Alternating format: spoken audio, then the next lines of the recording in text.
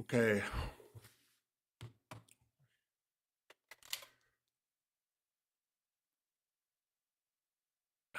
Give me a second.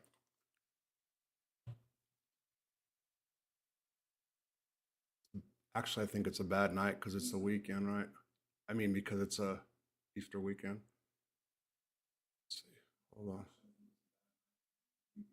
Okay. All right. I'll wait a minute to get started. We'll see what happens.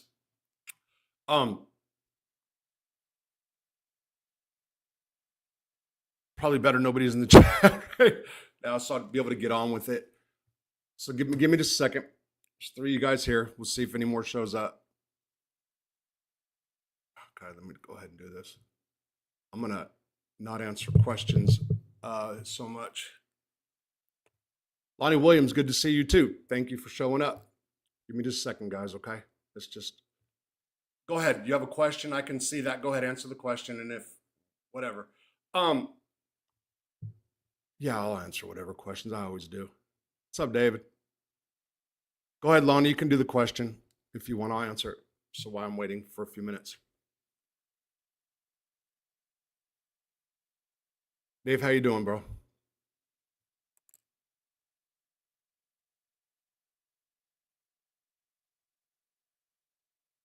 So I just started paying attention. I heard about this case with the Carmelo Anthony. I heard about this case, but I just saw I didn't see the press conference actually until today. It made me think about a lot of different racial incidents that came up, starting back with Trayvon in prison, and I just thought I'd go ahead and talk a little bit about all those things. Okay, let's see, Lonnie. I have a friend that is or was a correction officer, and he said that if you were firm, fair, and consistent, the inmates wouldn't attack you. That's very consistent. So, Lonnie, people don't just go attack you. So let me coach my words. So it depends where you're at. Okay, it depends. Fed, state. There's all kinds of different factors when it comes to that. Okay, but in general, people just don't want to attack you if you have good paperwork. If you got problems with your paperwork, meaning an informant, sex offender, stuff like that. If you got problems, then you got problems, right? If you're just a normal Joe in prison, nobody's just going to attack you. However, here's one of the issues, and I'm talking about federal prisons, all right? So in the USPs nowadays, which is the maximum security prisons, if you're white and you're 40 or under, let's just put it that way, that's a good one, 40 or under, you are kind of forced into what's calling put in work. And you know what? There's some people that probably can get by not to put in work, but in general, if you're white, you're not a lame, you're going to be approached by somebody and you're going to have to put in work. That means beat somebody up or hold knives or hold liquor. You're like the grunt, right? But what your friend said is the correctional officer, former or present, whatever he is correct. Just be a man. And that doesn't matter if again, I always go, because I talk about gangs and organized crime, doesn't matter who you are, what you're a part of, just carry yourself like a just carry yourself like a person, like a man. You know what I mean? That doesn't mean you have to be rugged and tough. That just means just be you, you know? Do the right thing. And if you're white, do the white thing. that's the kind of stuff they say in prison. So yeah, I hope that answers your question. It's been a day. It's been a day. Oh, you're talking about the guards. Oh, I have a friend that if you were a correction officer, oh, I'm sorry, Lonnie. I'm sorry. B1, thank you. Thank you for saying that. Correctional officers, don't be a dick. Don't be a dick. And this is lows, doesn't matter what's that. Don't be a dick. Okay? Don't be a dick. This is what I'll say to correctional officers. If you're coming in a RoboCop, stay that way. Be consistent. Stay that way. Just be that guy. The prisoners will have more respect for you if they know you're just a jackass, okay? Don't be wishy-washy. Keep it consistent. Most of the guards that are, okay, I'm going to use Sneaky Pete. He's a famous guard at Leavenworth, for example. Tough. If you got knives and you got drugs, he's coming for you. Depending on his mood, wine, shine, all that stuff, make you pour it out, just depending. But he's coming for you. Wore soft sole shoes. I can't say it. And crept. He'd creep.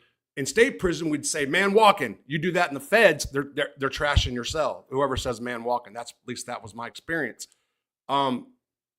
Keep consistent, man. You know, just keep it consistent. Be fair. Don't act scared when you go in there. You know, I've had correctional officers reach out to me back in the day. Several. Kind of embarrassed, you know, a little bit worried. Yeah. I would tell people that are normal Joes, family members even, become a correctional officer. You know, don't be a dick.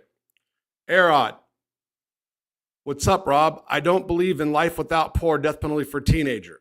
Ooh, you're hitting on a subject. You're hitting on something that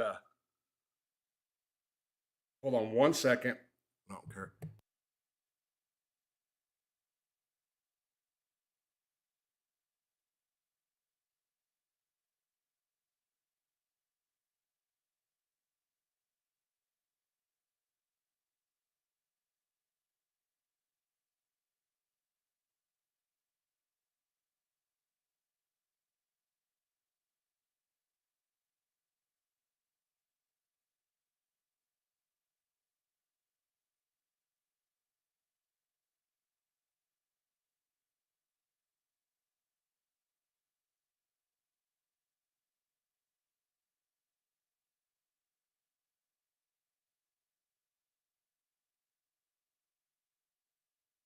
Sorry, guys. I'm sorry. It was kind of important, though. Okay, that's all.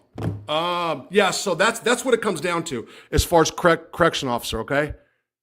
By the way, A-Rod, let's go back. A-Rod and Jay. What you're saying? You just stole my show, dude. You just stole my show. Thanks for that, man. Thanks for that. Because I'm getting into all this. I'm going to get into that, and that's why I put the title of these guys, the official Cartier family. I just got hip to them today, but they are a group of black dudes. I think they're related. I don't know. Okay, I don't know enough about them yet, but I was listening to about 5 of their shows, and I subscribed to their channel. For sure, conservative bent. There's a lot of black conservatives on YouTube. I've just got hip to that as of late, but they're taking up for the defendant on this case, but they're saying things that I want to, that's what I'm going to talk about. Okay.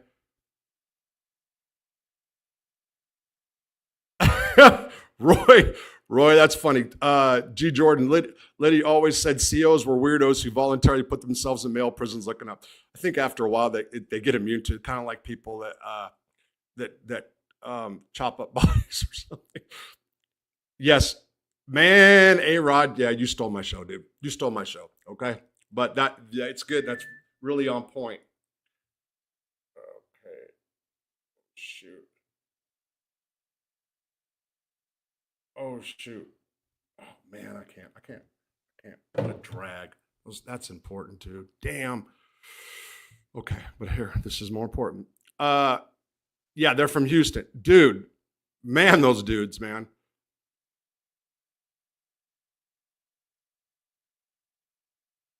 Lonnie, you had a conversation with them?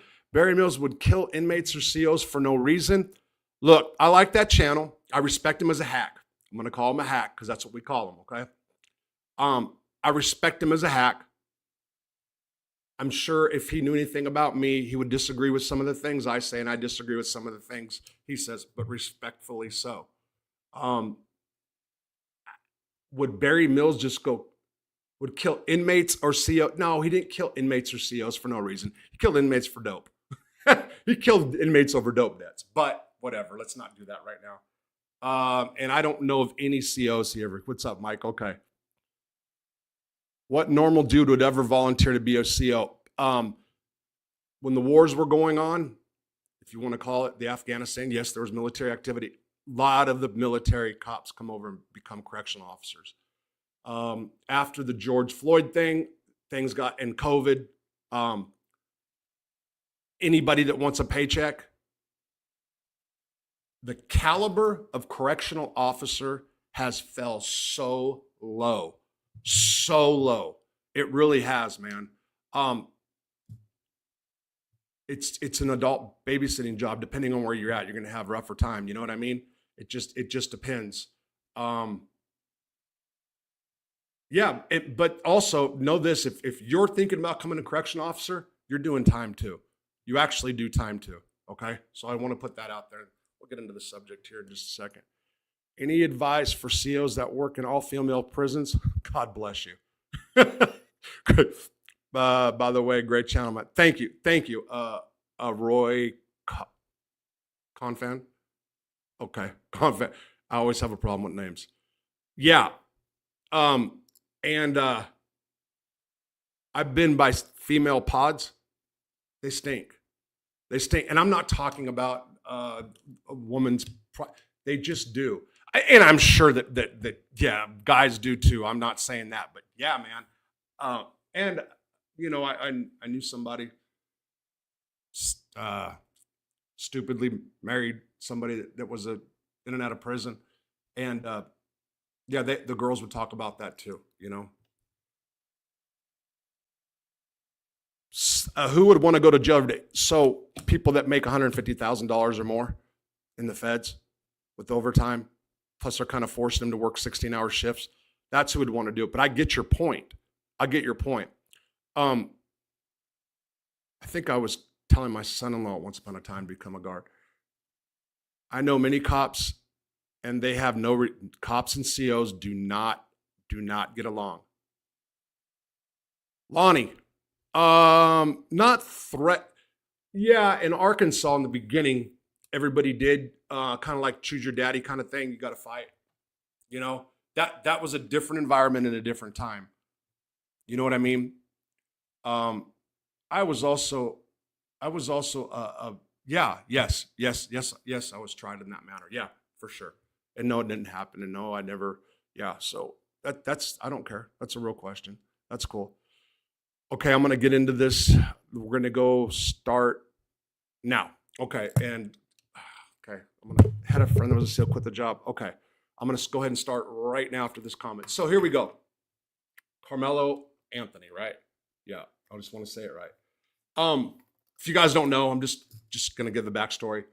Kid out of Texas, he gets into a beef, or there's words, I believe, over a seat, and you guys can fill in the corrections if people want to correct me. That's fine. I mean, sometimes it's minor corrections, whatever. They're like, you didn't say this right. But anyway, what is it? A track event, two twin brothers. From what I understand, this kid Carmelo, by the way, African American, the victim, or the two kids, white, they got into, I guess, a beef over a seat. Okay, so there's now coming out, and my mind kind of got twisted over it because I was watching the channels with black dudes that were sticking up for Carmelo.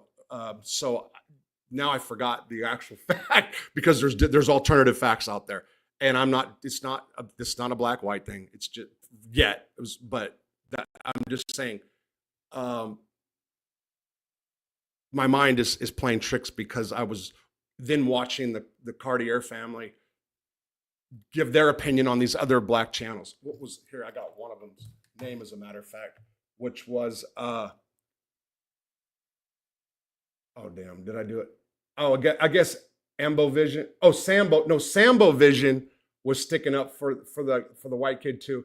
Amazing Lucas, I think it is, and he was the one that these guys, these other black dudes, were saying was full of BS. Okay, so anyway, they have words. I guess the kid Austin, that's the victim, Austin Metcalf. Is it Metcalf? Yeah.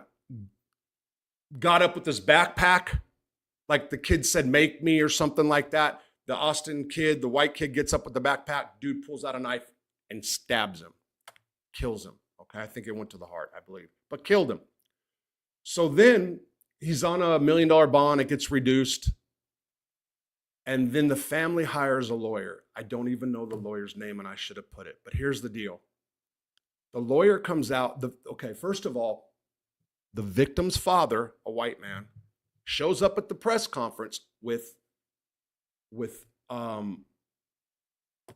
Carmelo Anthony's family. Okay, so there was like the mother, the father, I think, and maybe the daughter, the family members there. So you got the attorney, who's a black dude, representing him, and the victim's father's there, according to the right-wing media, okay, according to Fox News, the victim's father was there to basically say it's okay or he forgives them or something to that nature, okay? They kick him out of the presser. They kick him out of the press conference. And the attorney then goes on basically a rant talking about how he was being disrespectful to the family, and then came and blaming him for racism, and then came all the racist stuff to go with it. Or kind of the race card. The first question was, the first thought in my mind, if this was really a valid race issue, who would be there? Benjamin Crump. Benjamin Crump. Second, Sharpton, even though Sharpton's fading. Jackson, what happened to Jesse? I don't even know. Benjamin Crump would be there for free. Okay? That's the first thing I want to say. Second, there is no doubt in my mind now that this trial with this kid is going to be all about race. Okay? Right, wrong, or indifferent. They need one black juror sympathetic to hang the jury. They're going to probably be banking on that. This is my opinion. Okay? This is my opinion. And then what happens is, and I hope it doesn't happen because it seems like there's enough people, then it's going to start the whole racial division that we have lingering in this country no matter what. I don't care who you are. I don't care if you're married, interracial couples. I think everybody at some time has some kind of prejudice in them. We're not all prejudice free. We're not. That's, again, my opinion. So feelings get involved. And then let me go ahead and tell some stories before I get to more of the heart of the matter with the Cartier family and what I want to say about that. I was in prison during Trayvon Martin. I will never forget when NBC News put up Zimmerman's picture and was calling him a white guy. That's the first thing. That was the first thing that happened. And then that thing became race. So much so that a bunch of guys at Butner 2, I was at Butner 2 when this happens. Big group of guys. Now, these TVs are in open areas. So there's not TV rooms in Butner 2, okay? There's TVs, there's cells along the walls, basically. And then there's TVs all throughout, which the middle. It's like imagine a warehouse, cells on the side, and then everybody hangs out in the middle, okay? So we had news TVs. So we had TVs dedicated to the news. At nighttime, there was a couple of them that were on, okay? But daytime, 24/7 CNN was because they didn't allow Fox News. By the way, what was the warden's name? Stevens. She was a black lady, black lesbian, and I don't say that in a bad way. She drove a big black truck. She had short hair, and she'd beat you down. Warden Stevens. I asked her, how come we don't have Fox in this complex? And she told me, we're not going to have that stuff here. She did. So, and that was before the Trayvon stuff. But anyway, so here's what goes down. I watched. So where I sat in chairs, it wasn't white guys sitting with white guys like in a lot of normal prisons, okay? Guys with chairs, black guys, white guys, all of us. So we're all this big group of news watchers, okay? I will say here and now, after the election of Barack Obama, My African-American friends in prison became super interested in the news. That's not to say some of them didn't watch the news, but I saw sports TVs turn into news TVs after Obama. I think that Obama election did a lot of good things for racists in prison. Okay, so anyway, okay, so let's not go there right now. So I don't want to hear and we're talking about race tonight, you guys. Don't be respectful of comments, okay? That's what I'm asking you. I'm already not going to get paid from YouTube just for having this title, okay? So just I don't want to have that. You know what I'm saying? That's it. I do have a bunch of guys that came from DC channel, DC Black channel, which I'm appreciative of. So I want everybody's opinion, whatever, okay? So I'm all about free speech and whatever. Just I don't want people like attacking each other for stupid stuff that none of us can control. So here's well, you know what I mean.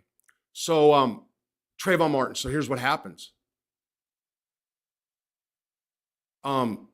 I watched all of the guys that were all hanging out together, white and black, part. Dudes getting mad at each other, not even liking being around each other. I did an interview. I was writing at the time. Was I writing for Vice yet, or I just have my Convict Inc.? I forgot. I also, that was after I did Bernie Madoff's interview and got hooked up with the mainstream media and got international attention, blah, blah, blah, New York Magazine I was in. After all that, so my point is I had a bunch of people in the press, big, ABC News, 2020, that were on my contact list that I would send these articles to. You know what I mean? So, and I'm not saying they went on ABC News. I'm just saying that they were aware of me in prison and my views, blah, blah, blah, all that. So I was listening to Sean Hannity one day, and Hannity was talking about the new Black Panther Party and used to play clips of the new Black Panther Party. This is in the aftermath of Trayvon, that were just like, go kill crackers, blah, blah, blah, whatever. And that people used to listen to talk radio was a big thing too, okay? And I went and interviewed 3 whites and 3 blacks. And it was just like you would think when it came to their opinion on this whole thing with Trayvon. I then titled it like Sean Hannity, I forgot what I named, Sean Hannity stirs racial division in federal prison. It was some kind of catchy title, right? They blocked. So I was under SIS investigation. All my emails had to be screened before they got out just because I had press connections, just because of my writing and press connections. They blocked, and I was sending it to some big hitters, okay? Because I thought that would have got traction too, and I believe to this day it would have. They kept that from going out, and they locked me up, and I got transferred over that article. I got transferred over that article, by the way. Writing that article saying, because they were asking me who the 6 individuals were that were saying that. Putting me on Front Street because they didn't like me writing anti-bureau prison stuff, and they were trying to get me to snitch on who this was, and because I wouldn't use name, I wouldn't do it. I wouldn't even talk to them. I wouldn't even entertain the conversation with them when they locked me up.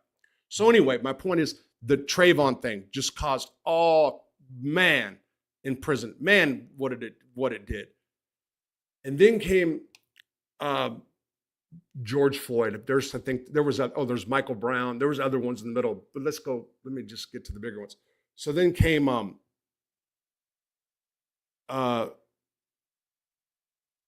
I'm sorry, what did I just say? Damn, I just got George Floyd. Okay. Wow. So the George Floyd thing, you've got the white officer on top of this dude's neck for 7 minutes? It was the smugness and the smile on that dude's face that made you want to hurt him, that cop. It was what he did. Then they take George Floyd and make him the face of racial injustice. And then you've got the right-wing media, I think that's fair, coming out, pointing out Floyd's flaws, that he was trying to commit a crime, that, he was on fentanyl. I guess it was fentanyl. Yeah, fentanyl at the time. So then you've got white dudes in prison going into their own opinions, like, dude, how are they going to put this dude up? Blah, blah, blah. This guy was on this stuff. Then other black guys that didn't matter. And I always had a really, really good friend that was like into African history, pro-black movement, stuff like radical ones, you know what I mean? That got the call, which is Farrakhan's paper, I guess it was. I'm thinking of Sea Love, by the way, out of Chicago, Vice Lord, if you guys know him, Sea Love. McCory, I think it was McCory Love. If you guys know who he is, shout out to Sea Love. But man, we had some heated debates over that thing too, over the Floyd thing. Right, wrong, or indifferent, doesn't matter, you know. So I at that time we were able to have Fox News, CNN. This is it. Now I'm at FCI 2. And I remember what that thing did in prison, like just the tension that it caused around it. And today when I saw this, I couldn't help make me think, you know, okay, this one might not be that powder keg. But if the trial goes on and they do like the OJ thing, which, by the way, say what you want. Yeah, the OJ, I mean, if you guys were all part of that, that was really like the whole country's white or black. You were just, you know, whatever they from a criminal defendant's point of view, they did a brilliant job with that case. You know, I mean, you got to say what it was. You got to say what it was. So anyway, so now we get to this. We get the press conference. The mother comes up. So there's also like a GoFundMe page. They got like $500,000. There's people saying they're living in mansions. They got cars. The family of I keep forgetting the name of Carmelo, right? Whether that's right or wrong, because I saw the mother say we didn't get money yet, but I'm not sure if she didn't get it. Whatever, they're basically, people are saying they're enriching themselves off the tragedy. Whether that's true or false, I'm just trying to say what I've taken away from this. So now I'm watching other people's opinions enter the Cartier family. And going back to my friend who said this earlier, this is what messed me up. First of all, I was listening to these guys. I'm like, okay, look at these dudes, because they said that they were afraid of seeing black teenagers. One of the guys did. They were at a rodeo. One guy said he was at a rodeo. This is a black guy now. And he was afraid of these black teenagers. Then they went on to talk about inner city. This happened in the inner cities. Nobody would even care, talking about the black community. And I remember the guy saying, man, I'm going to get my black card pulled for this. You know what I mean? And I kind of laughed about that. So, okay, these guys are taken up for the victim's family. But here's what I just went. I'm going to give a quote. And I don't know the guys' names yet either, okay? These guys in that family. If he don't get life, he deserves 50 years. If he don't get life, he deserves 50 years. Now, I have a real problem with that. This is the problem that I have. Okay. Yes, this kid, why he had a knife at a track meet and what was going on with that, I have no idea, man. I don't. Yes, it was terrible what happened. And yes, this attorney, for the lack of a better term, does seem to be race baiting or exploiting the race card and is going to push that issue on this. That's what it appears, okay? Again, my opinion. But this is my biggest concern. So let's look at these guys, the Cartier family, all right? 1 million subs. These guys and African and black guys like them, these guys, I see big things in their future, okay? I do. I really do. These guys are good. And this, I haven't seen a bunch of channels, black conservative channels, I guess you'd say. And I'm not, I believe they would label themselves like that. I believe they would, okay? I think that's fair. I think that's an accurate assessment of that channel. When you have young black guys starting to come out and be vocal more and more for stiffer sentences, I don't like that. I don't like that. And here's the deal. It's historically we've been, whether you're Republican, Democrat, so you've had majority Democrats or are African Americans and well, let's not even say minority groups anymore, are people of color. I guess that's the correct term, right? So you've had that group, Democrats, people of color primarily, and white liberals, whatever, push for softer sentencing laws. Now we can get into the whole what happened here in the last 5 years with bail reform, how that failed, how Oregon blew up, and I hate that that blew up with that drug thing. And I think it's the area there. I think they could have tried it at different spots in the United States. It might have worked, the decriminalization of certain amounts of drugs. You have California now crying for tougher penalties. You've got Pelican Bay that just turned into a big cluster, you know what? And now the California prison systems are blowing up because they let all those dudes out of Pelican Bay, which they're being held indefinitely, that's a whole different issue. I actually believe in segregation.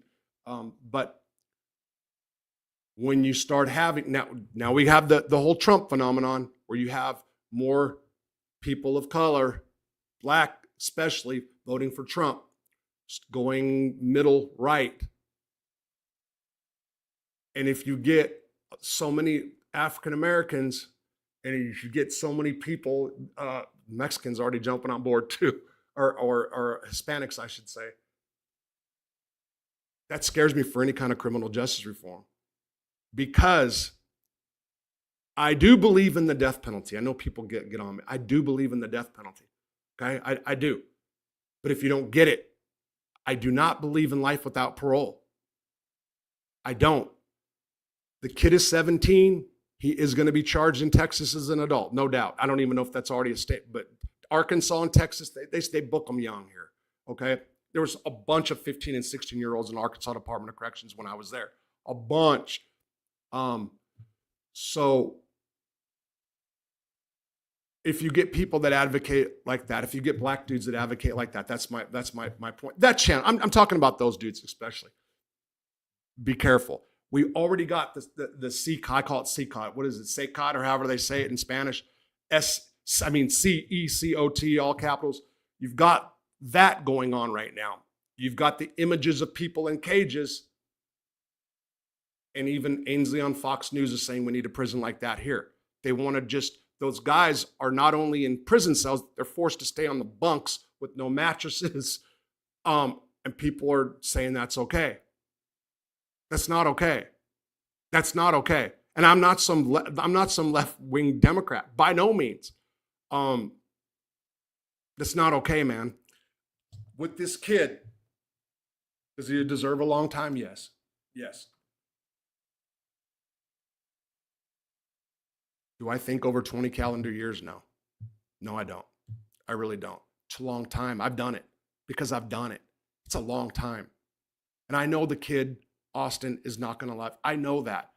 We have to get to a place in this country. Restorative justice, that's a real left term too.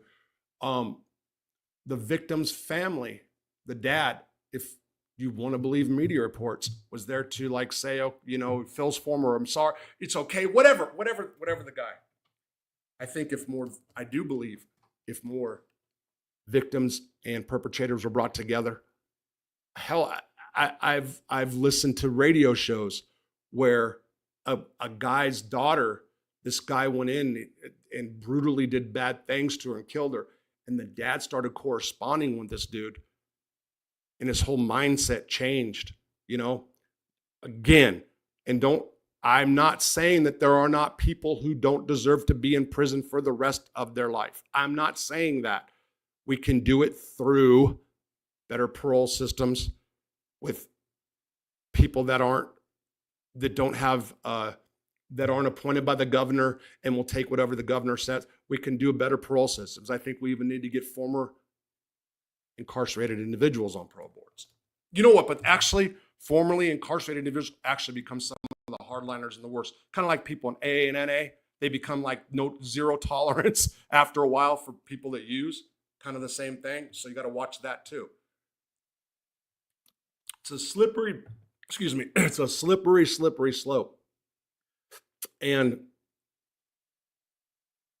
I would only caution powerful Black voices to be careful, Be careful what you're saying, because this case will be used as an example. And this is how things start. This is how it happens. Community outrage, boom, you know, and then bam, got the crack laws. You've got 3 strikes and you get a life sentence for a nonviolent drug case, even if there's no drugs,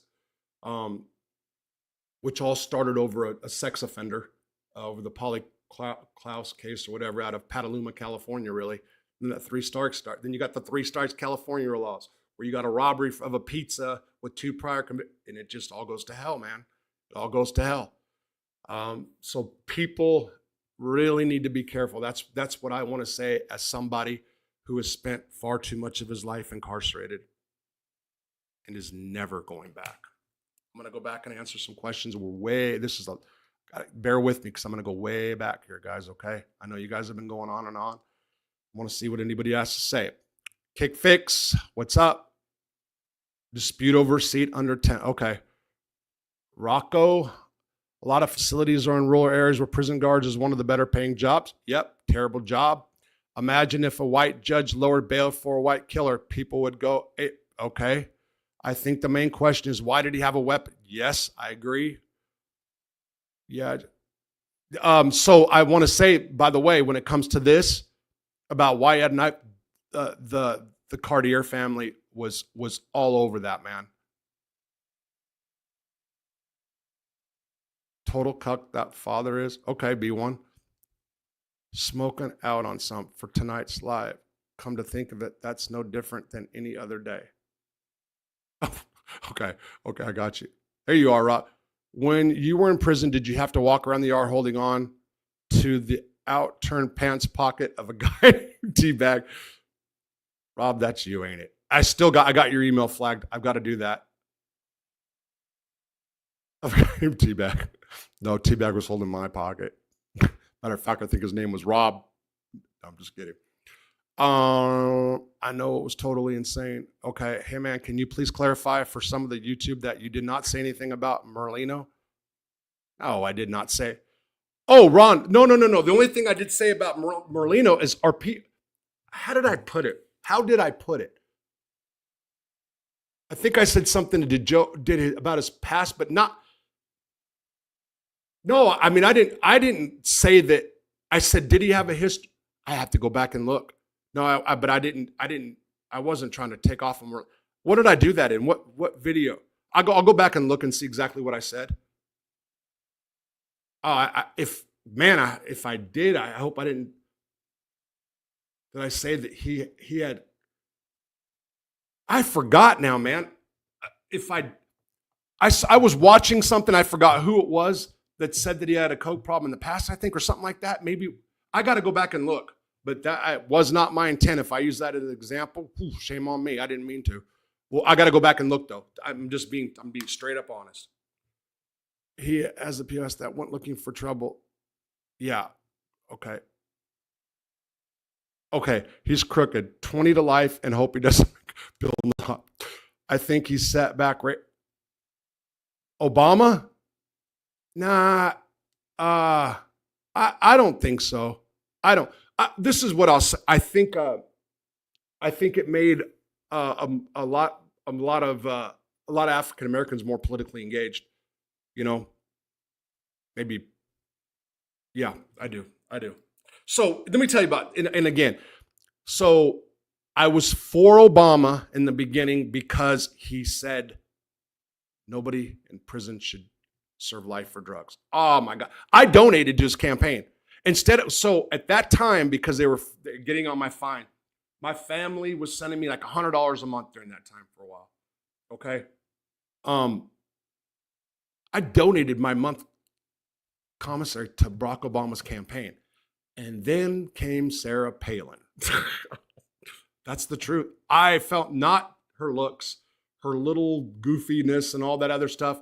I read her book. I liked her book. Very simple. And Sarah Palin made me realize this, that everything she was talking about was exactly what my father taught us, was exactly what my dad stood up for, but he was a Democrat. But he was what they called, doesn't exist anymore, a blue dog Democrat. And he was never able to pull the lever for anybody that had any R under their name to his dying day, and he wanted to vote for Trump, and he couldn't do it when he got to the voting booth. But I realized then it was my political awakening. That was my political awakening because I grew up, I voted once, it was for Dukakis, 18 years old. Yeah. So, but I was born into a strong Democratic family. My dad was a labor's union leader. Picket lines as kids, okay? Throwing bandanas at scabs. Band-Aids. But anyway, so if I was ever going to vote, it would never be anything but a D. Anything with the D. That's what it would have been, right? Then I was, 38, 40, whatever it was when Obama came along. I was, like I said, I was in the tank for Obama. Then came Palin. Then I started listening. Then I perked up. Now I only have CNN at the time too. I also started listening to more talk radio and then got indoctrinated in talk radio. True story. By the way, Rob, if you're out there, so there's a guy, because he switched his thing. Rob, he was at Lewisburg with me, and he was Rush Limbaugh out. He was Rush Limbaugh out. And I used to think Rush Limbaugh was a joke. He was entertaining. Rush Limbaugh was a genius. But I'm not saying I agree with everything Rush had to say. I'm not. But as far as his radio show and what he did, how he explained the points of view on different parties, and then came back and cut him up with his bent. Yeah, he was a master at it. Their loyalty. Right on, Ron. Okay, Rob, are you aware that G. Gordon Liddy? Okay, Rob, are you aware what G. Gordon Liddy did to the U.S. prison system while he was imprisoned? No. What's up, Doug? How you doing? Floyd was from Houston. I know a bunch of guys. All they said was a nice guy through high school. Okay. Yeah, he's OG Mike's in Houston. Okay. King Dom. Hey, everybody, what's up? God bless. Hey, B1. Hey, Rob. Okay, you guys are doing that. The car that Carmelo's family driving belongs to the black activist group, the bad one. With that black dude who gave brain damage. Okay, I'm not sure. Okay, wait. He can't get life or 50. He can't get life for 50 years. Can I send you again? It's already determined being charged as a minor. It's already determined he's being charged as a minor in Texas. Oh, I didn't know that. Oh, I'm surprised at that too. Okay, thank you. So this is what I'm talking about. 3 to 5. No. Oh, no, it's got to be more than that. He can get 25 years. Hopefully never make it out. Bill Not. Got a fist fight again, leave weapons at home. Yeah. Doug Ross, I get that. Should get a life sentence. Okay. Listen, everybody's got opinions, and I'm not here to bash any of your opinions tonight. I'm not going to take off. Anyway, But believe in life without parole. Ron, I hear you. So I've seen too many people change. And I want to add this. The first guy that was put to death, what do they call him? Cyclops. Fell out of Arkansas out of part of the Keogh brothers case. White supremacist guys went down to rob an arms dealer, killed the mother, the 3 kids. There's kids. There's Beth. Keogh did the murders. He helped with the aftermath. Keogh testified against him. I know this case well because my lawyer was the lawyer for Keogh at the time and didn't pay any kind of attention to my case, even though I was facing mandatory life. Keogh was facing the death penalty. My lawyer, John Wesley Hall, used to be a great attorney in Arkansas, great appellate attorney in the 8th Circuit. All flowers die. And he died during my trial. And I'm not saying that because I lost. I saw him 45 minutes. I saw him one time before my trial. We hired him. He came to visit me for 45 minutes, and he showed up the night before my trial and says, okay, who do you think is going to testify against you? I'm like, what? I didn't even know I was going to trial still the next day. Not one pre-trial motion. Anyway, he was so involved in the Keogh case. I later found that out by one of his old partners who I was going to get for an appellant attorney and told me all about it. So, yeah, John Wesley Hall faded. But anyway, so that Keogh case, Cyclops, whatever his name was, he gets the death penalty. The prosecutor, the family members of the victims all didn't want him to die. Okay. He wouldn't. So you're just as culpable. If you go to rob somebody and murders happen, you're death penalty eligible. Also, Trump administered that case first, so-called premised, and it was a lot easier just to roll with the 11 or however many people he wanted to kill. I was at Terre Haute when that happened, and it was COVID too. It was a mess. It was a mess because you get locked down for that stuff anyway, but it was a total mess. The crazy thing is Charles Manson was right all along. What? Stop. Okay, hell, Commonwealth of Kentucky tried and convicted me on one single charge at 16. Armed robbery gave me 10. Do you think that was right, Kick Fix? That father is a cuck. Cuck, what, but why? What's up with the father?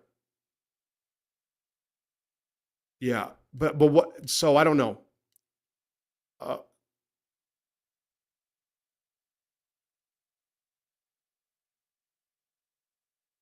Stuff like this kid, what was he thinking? Scared, but life, nope. I don't believe it's the thing to do.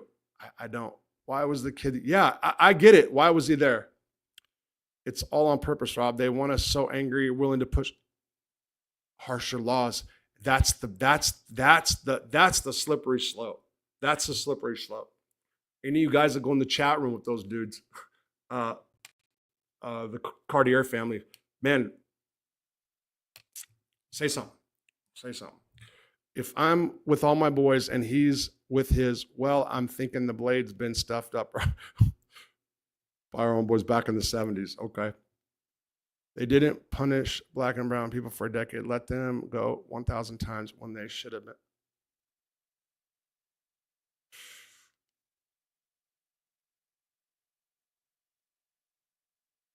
When they should have been. What decade? This last one? Was okay. I'm not okay. If this kid has a good defense, he might beat the case in liberal Dallas. Wouldn't surprise. Well, yeah, he's not in Houston, right? We're gonna fight. Yeah, that was from Prison Break. Yeah, I know it was. Oh yeah, and we used to watch Prison Break all the time. You guys honestly feel like he was a kid, scared, and probably 100 other feelings, and just got screwed up. Definitely deserves a reasonable, not damn 20 years, not damn. When I go to 20, I'm saying that's the max that I think he should get. Okay, you guys, and come back, good stuff. Yes, Obama used Frank. He came out and pushed the shit with Trayvon. He did. I'm saying the presidency in itself in the beginning. Okay, then things got. Then things went south. Yes, I agree with that. Yeah.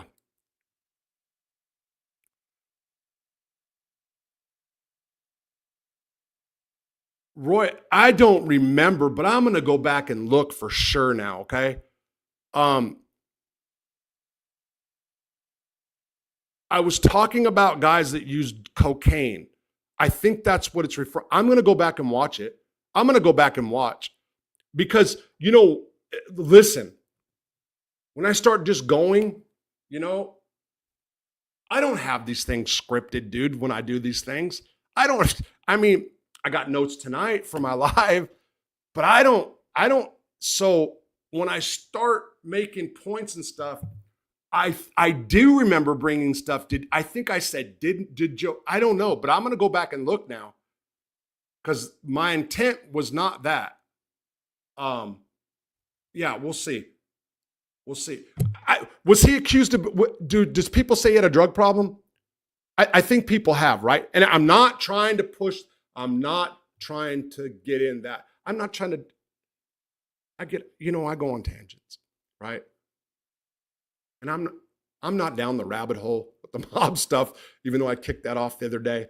But what happens is before, when I used to get into it, feeding off negative comments. Okay. That's what happened. I mean, I was very clear, but when it comes down to it, the video I did the other night about Mike yelled at my wife and I said that he did drugs in prison, okay? And people have just been bashing me, well, both sides, whatever. That came from a comment. It came from seeing Mikey, and I explained, I was literally watching that and doing my phone and reading comments at the same time, and it, boom, that's what happened. So I believe when I was responding to Dom, Mafia Roundtable, I brought up the fact that he did coke, that he said he did. I remember saying something about Joey, but I think I said, didn't Joey do coke too or something like that? I'll go back and I'll look. And if I said it all, we'll see what I said. We'll see what I said.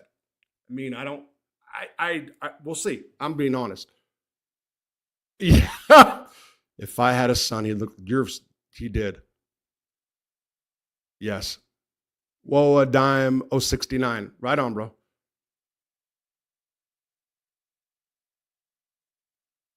Okay.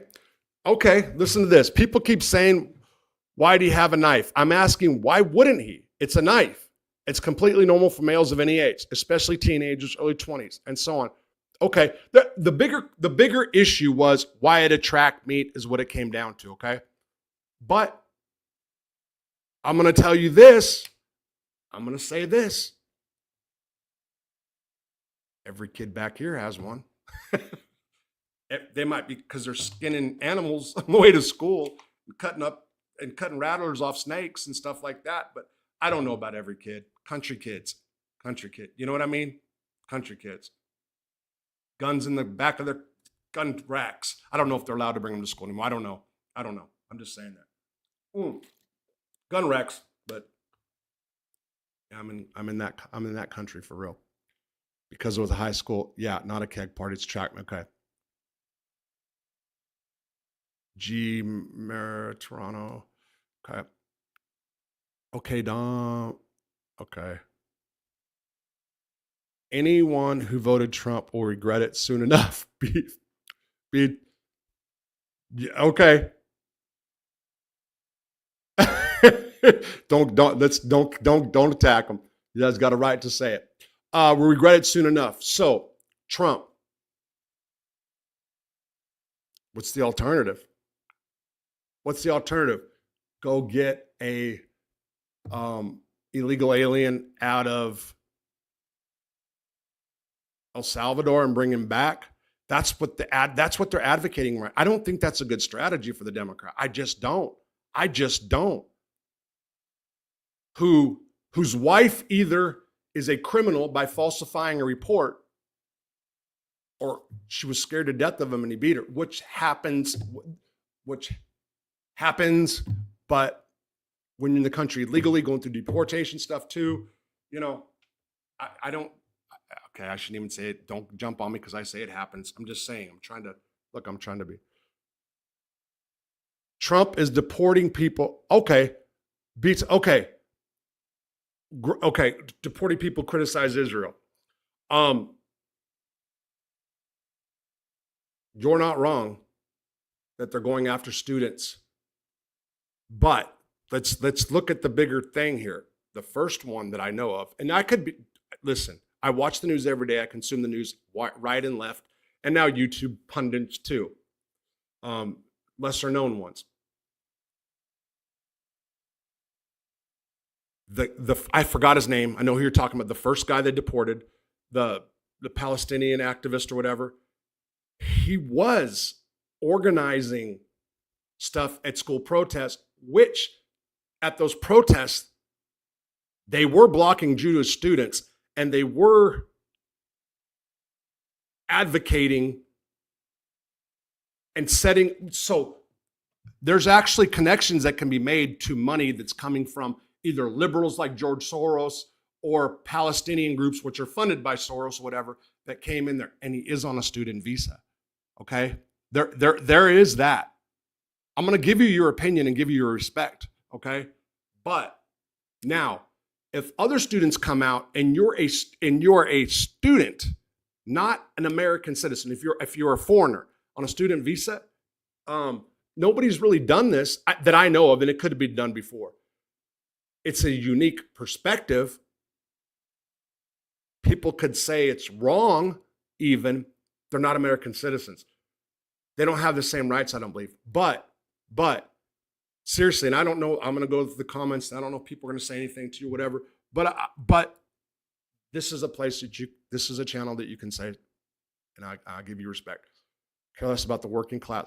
Now the Democrats can care less about the working class. Well, one thing when it comes to Trump that people keep saying is that it's all for his billionaire class. This is Elizabeth Warren. That it's only for the billionaire class. Man, you know what they're going to do? They're going to have like big egg on their face for saying that if he pops out with $5,000 checks, like stimulus type checks, which I can see them trying to do, even though the money that Elon's state. And by the way, how can anybody be mad at what Elon Musk is doing? He's pulling the cover. That's why people are mad. And there's got to be some Republicans that are going to get hit on that too. The waste that's coming out of that, man. Stacey Abrams, $2 million, is $1 billion that we're going to that way. I just thought of that, Stacey, just off the top of my head. So much, man. That's awesome what they're doing. And when it comes to China, Democrats said that before too. We need to do something about China. The tariff stuff, brilliant. Is it going to mess the economy up? Possibly. Hold on tight for now. Okay. All right. Trump be doing BS with Israel. Okay. Trump been doing that BS with Israel since his first term, by the way. Hey, Rob, were you ever around Little Rob Leno in prison? Little Rob, no, that name doesn't sound familiar. That name does not sound familiar. Can we still ask off-topic questions? Go for it, bro. Go for it. I don't know why Trump is such a Zionist shield. KB1.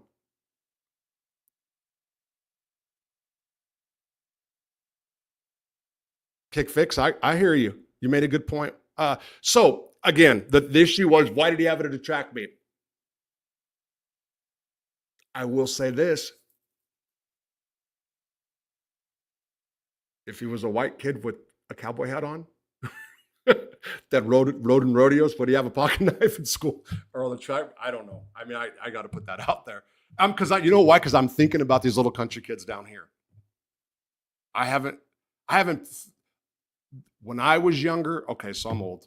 So 40 years ago, I'm 55. When I would come back here in the summer, these kids would start. So I was from California. We started school in September. These kids started in August.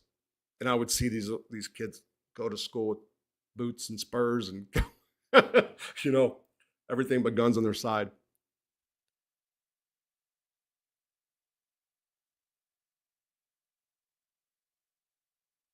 I don't think he will get much more than 5 years if he does, because the judge is a black activist. Her son. Oh, okay. Okay. All right. Richard Snell, the AB dude, Richard Wayne Snell. With respect, King. Okay, good, you guys. Chevy Keyhole. Thank you. Chevy Keyhole. You're absolutely right.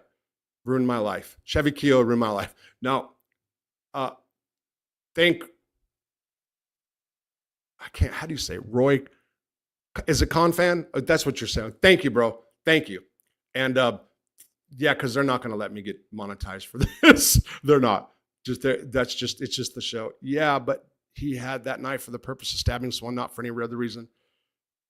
He had a 5-inch blade, not a small holding knife. Okay, Don. Did he go there to stab? I mean, I don't know. Justin, you're right. Yeah, you're right.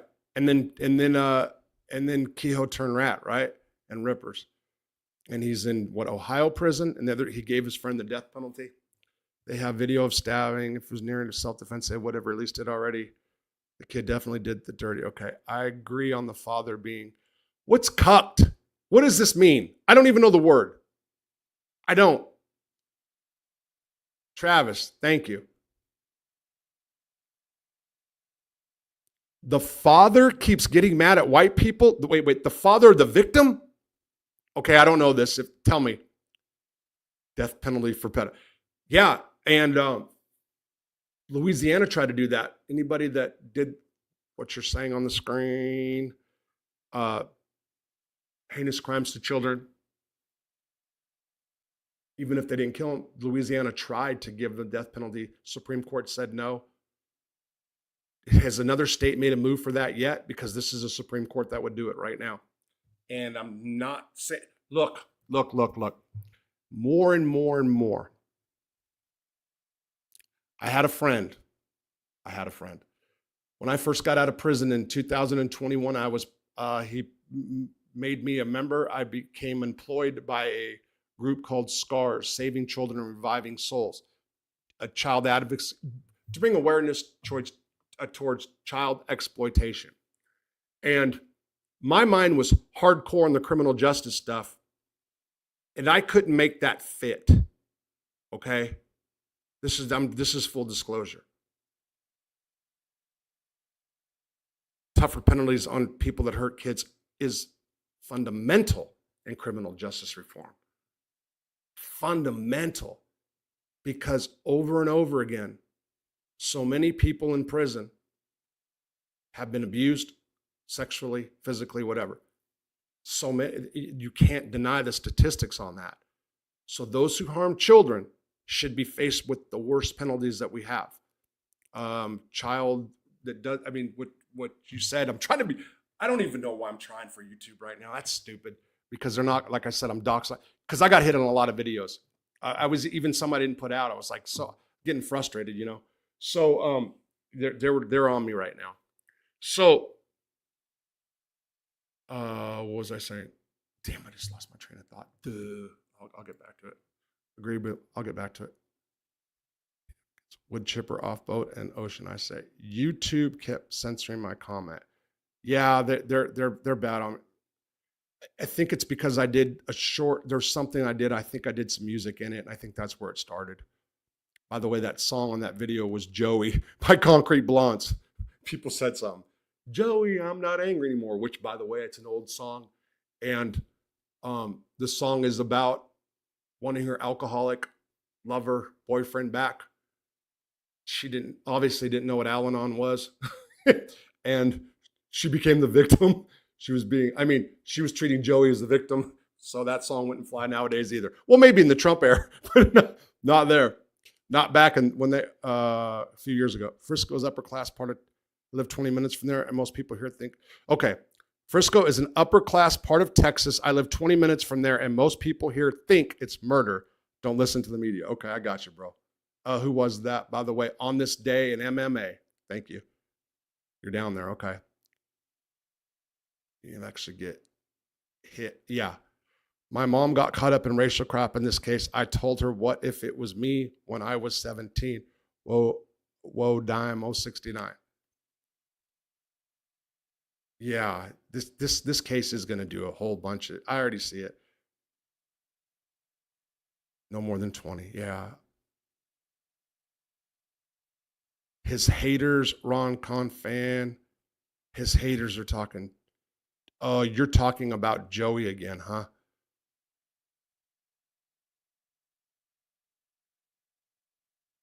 Okay, hold on. Joey doesn't Joey doesn't mess with drugs. Oh, because Joey was always anti-drug. So he never had a coke problem. Is that what you're saying? This is what I'm thinking right now in my head. This is what I may have made reference to. Okay? It's okay. Is there accusations? Okay. Okay. Let me get to that. Hold on. You know, really, I had no idea what happened just to fight. It came out so easily. It's never, okay. It was the rat who ratted on Joey. Okay, Roy, you're saying Joey dead. Okay. So you guys are saying this, right? I do believe I said something in Joey Molina. And it again, that was I got to go back and look. I will go back and look. And as a matter of fact, um, yeah, tonight'll be a good night. Tonight will be a good night to do that. I'm going to. I am. Okay, you asked me, Rob, were you ever around little Rob Leno in prison? I can't, I don't, little Rob Leno, I don't, that doesn't sound familiar to me at all, okay? That does not, Caesar.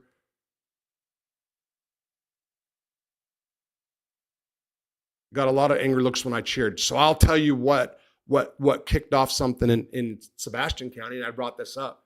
That lynching, basically, the three white guys from Texas that he dragged him. The dude in the back of the truck. One of the black dudes said something.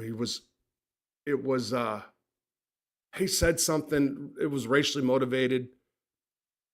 I watched something and I kind of laughed about it. I did. But it was to piss that dude off. Eruption. Yeah, it was an eruption for real. Carmelo's World Act has a rap sheet longer than Rob's. Dude has it. Yeah, I heard all that. And again, I go back to the fact, if it was a real racial issue, serious, Ben would jump. Crump would jump. 60s or 70s, maybe. Be one. Yeah, you're talking about the 80s in my case, early 80s.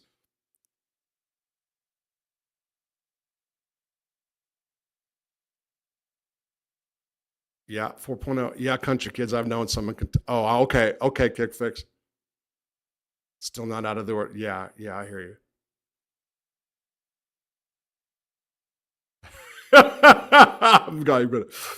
Oh, if Kamala was president right now, would this be angled a different way?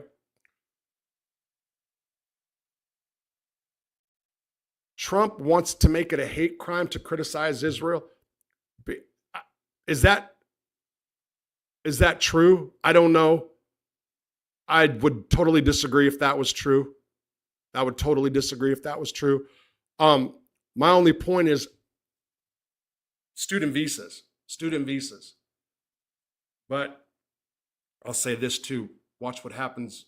It's anything an administration does, the other administration, you know how that goes. And that goes to, again, my point about the Cartier family advocating for stiff penalties. You know what I mean? That's kind of, well, anyway, see the connection? Honestly, want to deport everyone anyway. Rob Maritano got a life sentence just for dealing pot. First arrest and conviction. Let out on compassionate release. Yes, everybody that has any kind of conviction. Yeah, so I knew a bunch of guys for pot. Randy Lanier, Gene Fisher, Billy, whatever. They should. So I'm glad he got on in compassionate release, man.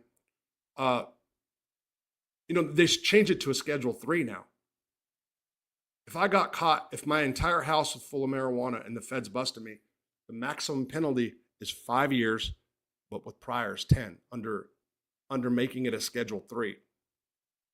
It should have never been. They had it at a Schedule 1, which is actually down worse than coke and meth.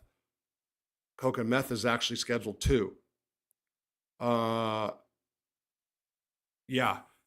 And this is just an off the wall comment.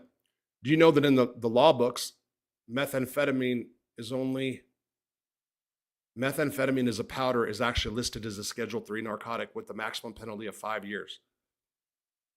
But because Congress gave the Attorney General, I believe it was, the power to relegate the drug, so they didn't even have to go to Congress. The Attorney General, it was a Bureau of Narcotics and Dangerous Drugs, or was it just the Bureau of Narcotics and Dangerous Drugs that made it anything that wasn't so powder a Schedule 2? But on the law books, it says only a liquid form of meth is a Schedule 2. Powder is a Schedule 3. That's out of USC 21, 1811 and 1812. Why? Because I argued this in my case and got smashed. Carmelo, okay. Oh, okay, hold on. Especially the one named Muhammad. Stop. I honestly feel he should be held accountable for recording as well. Gabe, okay. The real problem is young black has glamorized the thug life due to rap videos and so on called music. Look at the juvenile correction stance.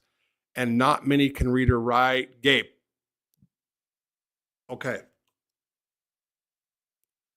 What you just said. Okay. It's not the issue though, really, is not just black kids anymore. Okay, I get it. And I even wrote, I read this on a live. The uncivil rights movement is an article. The uncivil rights movement talking about the influence that rap music had on predominantly black teenage culture at the time. Okay. Now, what has happened, I don't care what anybody says. This is what has happened. So many white kids. So let's go back this way first. Teenagers like gangsters and hoodlums, a lot of them, a lot. Like we glamorize, wasn't thug life back in the day, but anti-heroes and stuff like that. Girls like bad boys, okay? You know what I'm saying? The bad boys out of hip hop. So hip hop to me has done a lot of harm and good. So anyway, I'm not going to get off of that right now. I don't want to get. So across the country, I'm not disagreeing with what you're saying, but across the country, the educational level for all kids has gone down. The inner cities, I think, yeah, lower for sure. There's a teaching issue. There's a cultural issue. That cultural issue is not just limited to black kids anymore. Also, because of the glamour, this is my Robert Ross's opinion, because of the glamorization of hip hop and the thug life in prison systems, we've had an explosion of white prison gangs.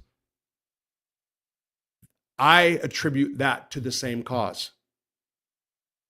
Because white kids, and I always use SAC as an example, Soldiers of Aryan Culture, always, because Tin Man, who was the leader of that gang, those guys, the original gang, were bloods.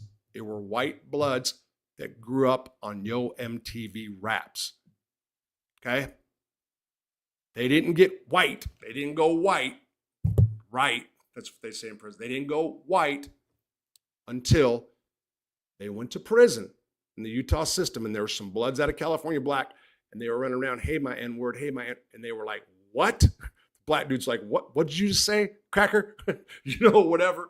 And all of a sudden they just got a little Aryan. That's the story I got. That's the story I know. Actually, Taz, the brother of Tin Man, I knew him pretty well. All bloods, all white kids in black gangs, or they're multicultural gangs emulating hip hop. Go to prison, start white gangs. So then you have a bunch. So I'm 55, so 40 and under. Grew up a lot of hip hop music, hip hop influence. Gangs are cool. White gangs, boom, boom. There's a direct connection, in my humble opinion. Rob, you got any good bros that live close by you hang with where you live? Like what? You keep busy. Wow, Doug. Wow, bro. You just hit it. You hit on a real personal level right now. You don't even know. You don't even know. You don't even know.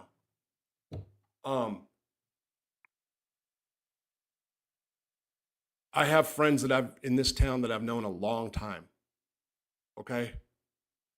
That I care deeply about. I do.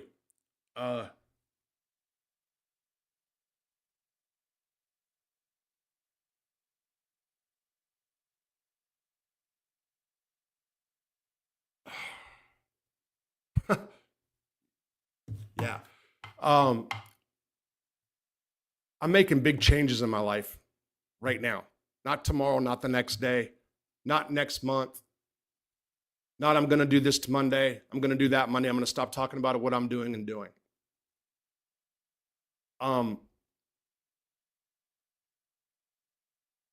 even people that I care about who aren't in the life that I was here last year, year before. I made some decisions that I have to be by myself. I am fine by myself.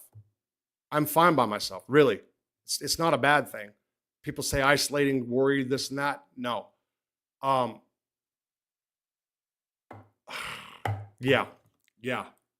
That's what I'm going to say right now. That's what I'm going to say right now. And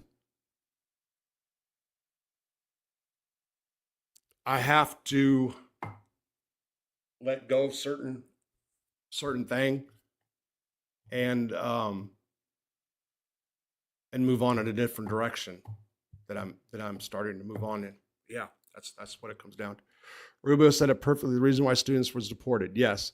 In his interview for Visa, he said he hated Israel and the U.S. Okay, talking about that. Those hillbillies are going to hate Trump when he cuts the box. I don't know.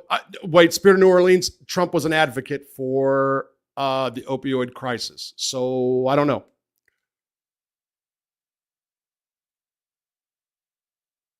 The Pentagon is getting more money than it ever received in a year. Roy, you are correct. Dude lied. Any comments about the $1 trillion budget from the Pentagon? Any comments about the $1 trillion budget from the Pentagon? No. No. No, we need strong military, absolutely. And we need to cut China. We need to snip China at the bud. It's going to be hard. We're idiots for what we did. We do need to bring manufacturing jobs back in this country. The only thing about that is I want to say this. Even with the Biden administration letting all the illegals in like they did, and I'm not saying that was good. It was not. It was not. So I'm not on that bandwagon. I'm not. That's not. It amazed me that everywhere you can go in Fort Smith, Arkansas, you can get a job anywhere you want. I think it's changing a little bit. It's tightening up some right now. But in 22 and 23, and it was so frustrating that I couldn't get a job, and I'm not going to get on a rant at that time. There's a multiple reason of issues, not because Robert didn't want to work, not because my PO didn't believe that I didn't want to work. Man, because I didn't know how to fill out an application properly, because I put down that I had cancer, because just on and on and on.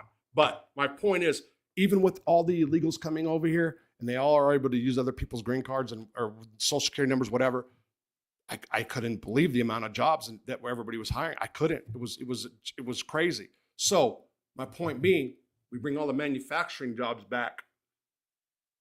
We're gonna have enough people to fill them. I guess we will. I guess we will. You know. Yeah, Stacey Abrams, dude lied on his Visa app. Okay, so I'm way. Elon is doing us a favor. Push the cash where his mouth isn't doing so much. Okay. I like Trump. I just don't like how he support. Okay, B1, I got you. Ron Paul. So the Libertarian Party. Yeah. They are more isolationist. They want to take military out. That's the only problem I really have. But I have a lot. The Libertarian Party, I agree with a lot of their stuff. Elon is a badass. He's afraid of effects. Bottom line, gotta love Elon. Past the expensive clotting and nursing treatment and hard work. Past the expensive coddling and the nursing hard work. JD Vance. Work of recovery, JD. Excuse me. Con is how it's. Okay. Gotcha. So many kids have knives and belts. Okay, let me just get that. Spirit, they must want to invade Iran. Cuckold. Okay, wait. You're right, Dom. Oh, is that what you're saying? Okay. Oh, I got you. Why do people believe these lies that the Jews are the reason why borders are open and the endless wars over gas and oil industry by police unions and the DOD? Well, the whole Jew conspiracy. Because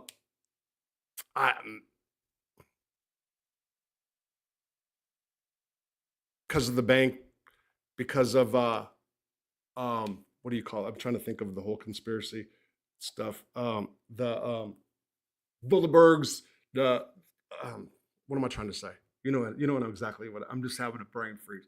Who somebody I knew real well believed in a lot of that. Chomos need to go. Yes, there's no fixing Nope.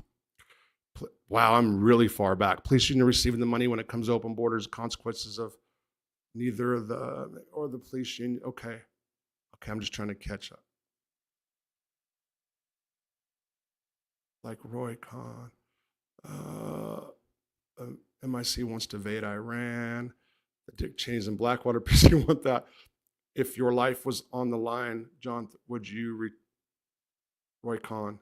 Oh, that's the attorney. All the natural resources Iran has, it's the wealthiest nation on earth when it comes to the metals, etc. Okay.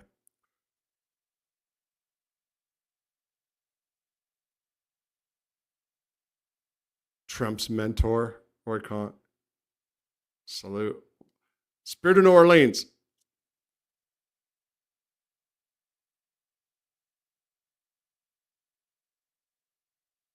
The Pentagon's drastically increased the budget funding. No. I think it's a good thing. Do I think we're planning for a war right now? I think we're trying to build up the military. I think Hegseth was pretty clear about that. Yeah, I'm so all about strong defense. You know what I mean? So I'm all for it. I'm not for endless BS wars. I want to win something if we have a war. The invasion on Afghanistan. So Iraq, no. I totally disagree with that. Afghanistan. Let's assume, let's just assume that the Taliban at the time was hiding bin Laden. That was true. Okay. Let's assume that bin Laden took down the World Trade Centers for sure. And let's assume that Reagan said, not Reagan, Bush Jr. said, give up bin Laden. We won't go in. Let's just assume that's all true. And then we went over there. There was a moment when they had bin Laden and they did not take him out. They had him and they were told to stand down. To stay in Afghanistan, number one, it's a strategic location and we were there. And a lot of them didn't want us there for sure. There was a lot that did. For a while, Kabul was doing better. However, and they've got water. China's at the back door. I know imperialism was over and you can't go take over a country, but you can. China's doing it on the down low to a bunch of different African nations, right? And maybe some South American ones, maybe. We could have used Afghanistan. And I mean this. That's where we should have deported people to. I mean that. And I mean that. I don't understand why that didn't happen. That would have been the solution. And because what is the argument? Before the argument started that everybody's fleeing because they're in fear for their lives all over South America. That argument, forget that. That MS-13 or all, that everybody was just afraid and they have to come here and seek asylum. Forget all that. The argument was that they were in search of a better life, right? They wanted jobs. They had no jobs. That was the thing. Jobs in Afghanistan. Great jobs. Build up the country. And if you're going to get really, so this gets ugly when it sounds like this. This sounds terrible. Mix up the bloodlines. It's better than having some stupid 20-year-old war that you just ran out of, that just the way that they left. It would be way better. It's common sense. You could have killed two birds with one stone. It sucks to lose. If we went into Afghanistan for the right reasons, if that was true. If Bushes didn't blow up the World Trade Center or the Cheneys or the Bilderbergs, if unless that you know what I mean? Let's just go by what we were told. Then almost colonize Afghanistan. You know, I mean, if we're there and we're spending that much money there, and we could have did it in a different, nicer, gentler way, I think. Anyway, world according to Rosso.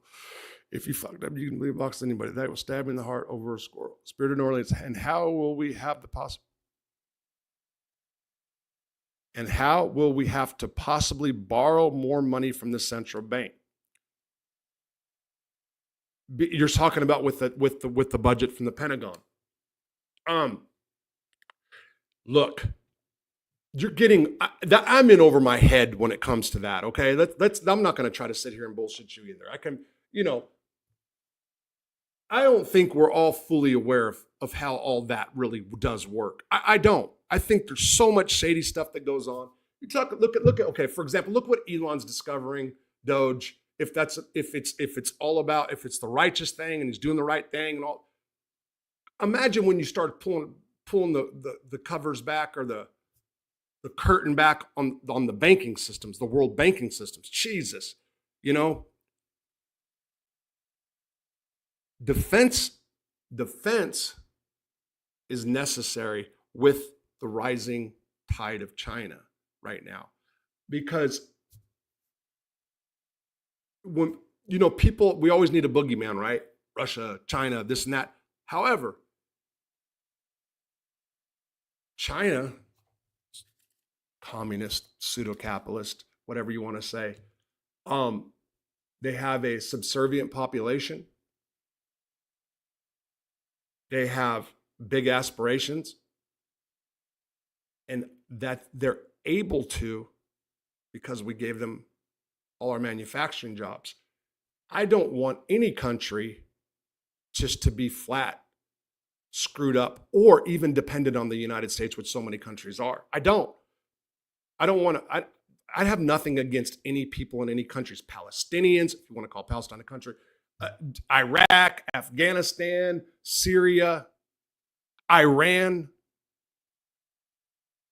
But we have enemies, we have people that definitely, and China's got a lot of control with technology, and God knows who else that we really don't even know about. What do we really know? What do we really know? Anyway.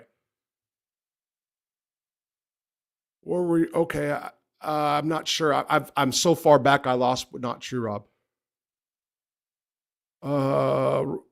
Roy Confant. Roy put the Rosenbergs in the lecture chair, chaired the McCarthy hearings, and then represented a large course. Right? Awesome. Oh man, I got a little lost here. I'm sorry, guys. Police unions want more hate crime because they know they can be the next group. Okay. Rob, my friend Scott was at the same joints here in Texas with a couple of the white dudes from the. Okay, Mike. All right. Right on.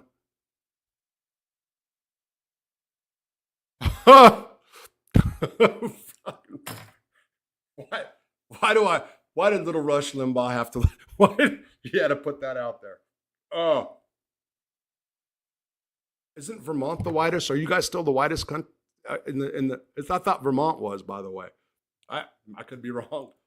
Boy, I don't know. Rob, people schedule okay, there you go. So we're way back there. Multiculturalism doesn't work. Well, you can look at, for example, Fort Smith. Mexicans, El Salvadorians, Hondurans. What else? Most of them go into their own corners, and everybody hates the Mexicans. They all everybody. Nobody likes the Mexicans. None of the other groups like the Mexicans. They're like the uppity guys, right? But then you got Chinatowns. People do gravitate towards their own a lot of times. Forced multiculturalism, and I will say that. I will say this too. Europe right now. Wow. I saw a video about a month ago now, March 16th, 15th, I think it was, of a video in Barcelona where the Muslims there was a Spaniard from Barcelona that was walking around videotaping, and he said, "Hey, welcome, this is this is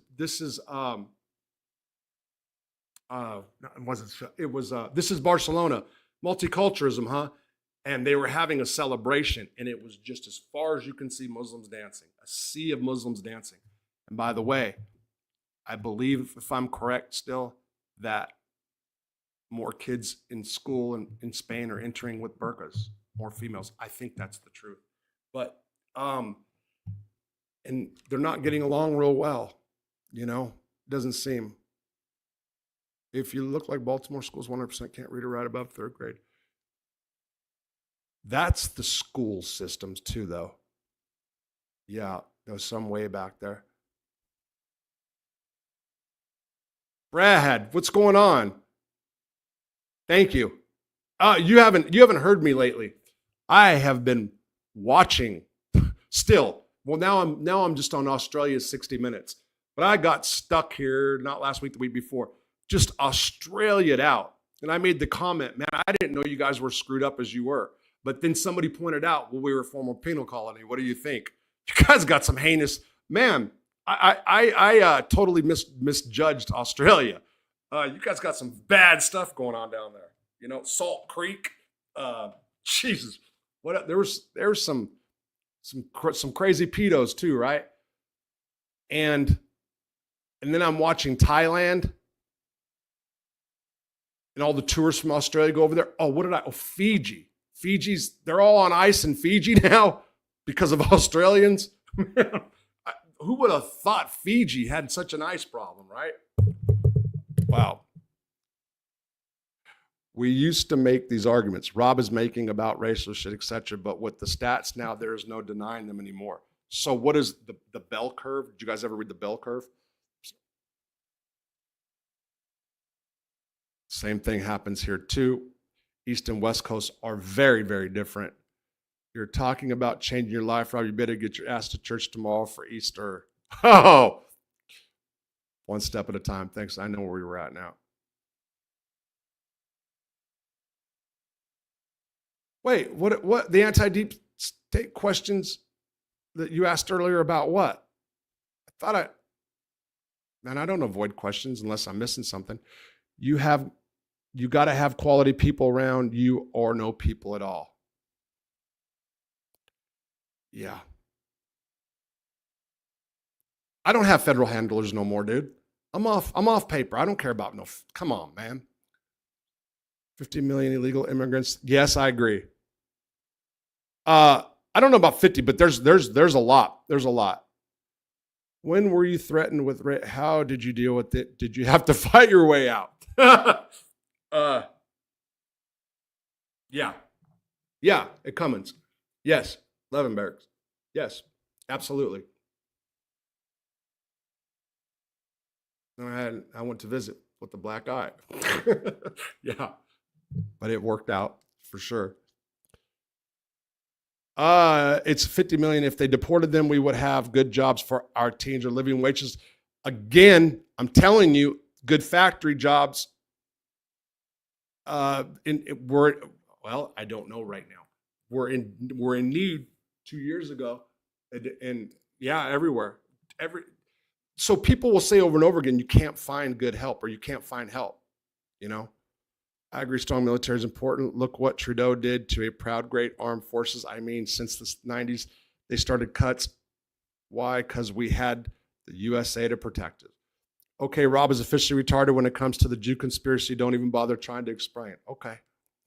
Randy Evans of the Order Boys was my cellie. I know as about the Jews. Okay. Randy Evans of the Order Boys.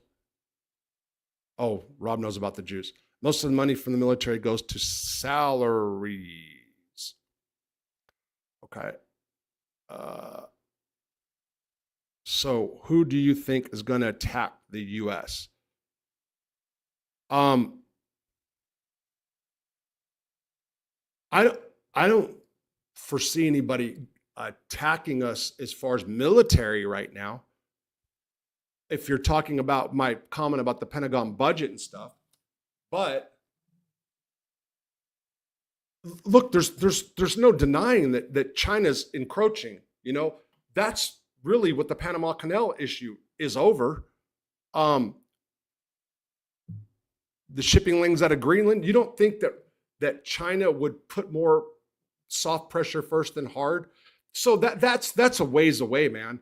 But if China, okay, this forget about any war. If China's military, which I know we supposedly still have better military than China, okay, and really, you know, my friend Gary Settle, like he got magazines. He would really get into the different technologies and talk about our superior technology. Okay, they've got bigger aircraft carriers, right? If they're building their military up and their military is so much bigger than ours, we need to keep up in this world that we live in. I understand the libertarians' point of views is like just keep our homeland secure, but then the cost of living goes up for everybody. So the military is a deterrence to other people with shipping lanes. Yes, shipping lanes is a big part, which keeps cost of living down. Well, one of, right? I mean, that doesn't, you know, that's where I'm at. It's more of a financial reason for voting for Trump. Were they saying that the money's supposed? Did they have a budget showing where it's going? Wait, both wars in the Middle East were a waste of human lives for no contingent reason. Okay, Roy, I get it. The 9/11 people came from Saudi. Oh, the attackers, yeah. Well, yes, but they're still saying that bin Laden was. I'm going by the assumption that bin Laden was there and the Taliban wouldn't give him to us. And then I'm going by the assumption once we're there, once we went that far, once we've wasted blood and treasure, time to speak English. That's bad, but whatever. I like the idea, but would Afghanistan accept, deport it? What do you mean accept? We'd run it. Of course they would. This is what you're going to take. Look, and I'm not lost to human rights of Afghanistan's over there. I'm talking from a perspective, if we're there, we already went in there and annihilated whatever, the Taliban, but then we kept going and whatever the deal. Start carving out portions, start carving out another portion, you know, but I mean, there's a lot of desert, but there's a lot of water there. And again, it's on China's back door. It's a good strategic location. It was, you know. Okay, 50 million. Wow, I tell you, some town of kid running with immigrants. This oil-filled beef ranching cowboy redneck province, the smallest town, don't look like the same. MS-13, don't think so. 18th Street for sure. No, MS-13 started. Hold on, came from LA, and then went down there. Stephen, they're not right now. They're in Africa with their money. So all the money that China's lending and these people can't pay, China gets their ports, or they get big advantages at their ports, right? Why does China feel the need to grow their military? Why? Do we watch? Do we just let it happen? Cut their purse strings first and build up our military to match. They're saying that we still have superior weapons, right? But you have to be ready. And so we're getting on to Israel now, coming into this, because Israel is our ally, our main ally in the Middle East, right? It is. Do I agree with a lot of the stuff? No. Do I think that Iran is a threat to Israel? Yes. Do I think that Iran is an enemy of ours? Death to America every Friday. Death to Israel every Friday.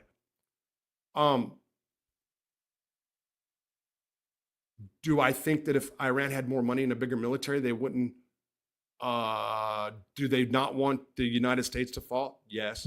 Can they make it happen? Not right now. But when? And how fast can world order change? How fast can a the world order change? You know. So I am all for military, and even with that kind of a budget,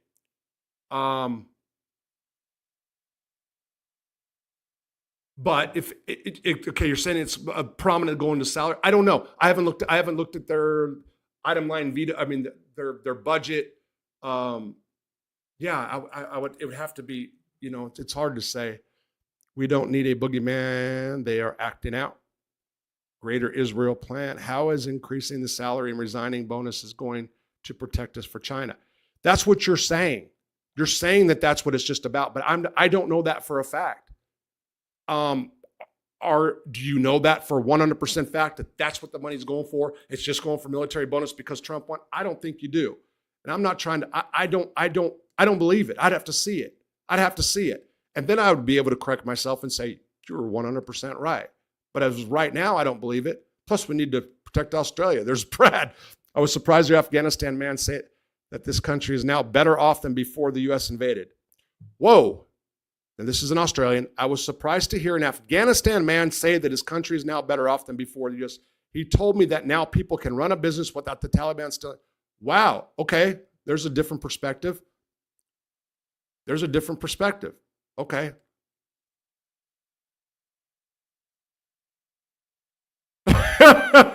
Kingdom.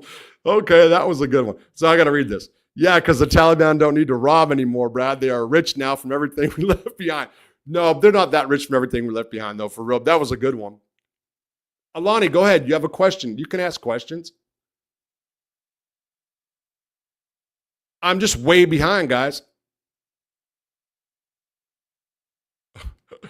I really get along great with Mexican people up here in Canada. I've worked so many. I can sit and smoke and have a beer, share food, not with any other person for anywhere else.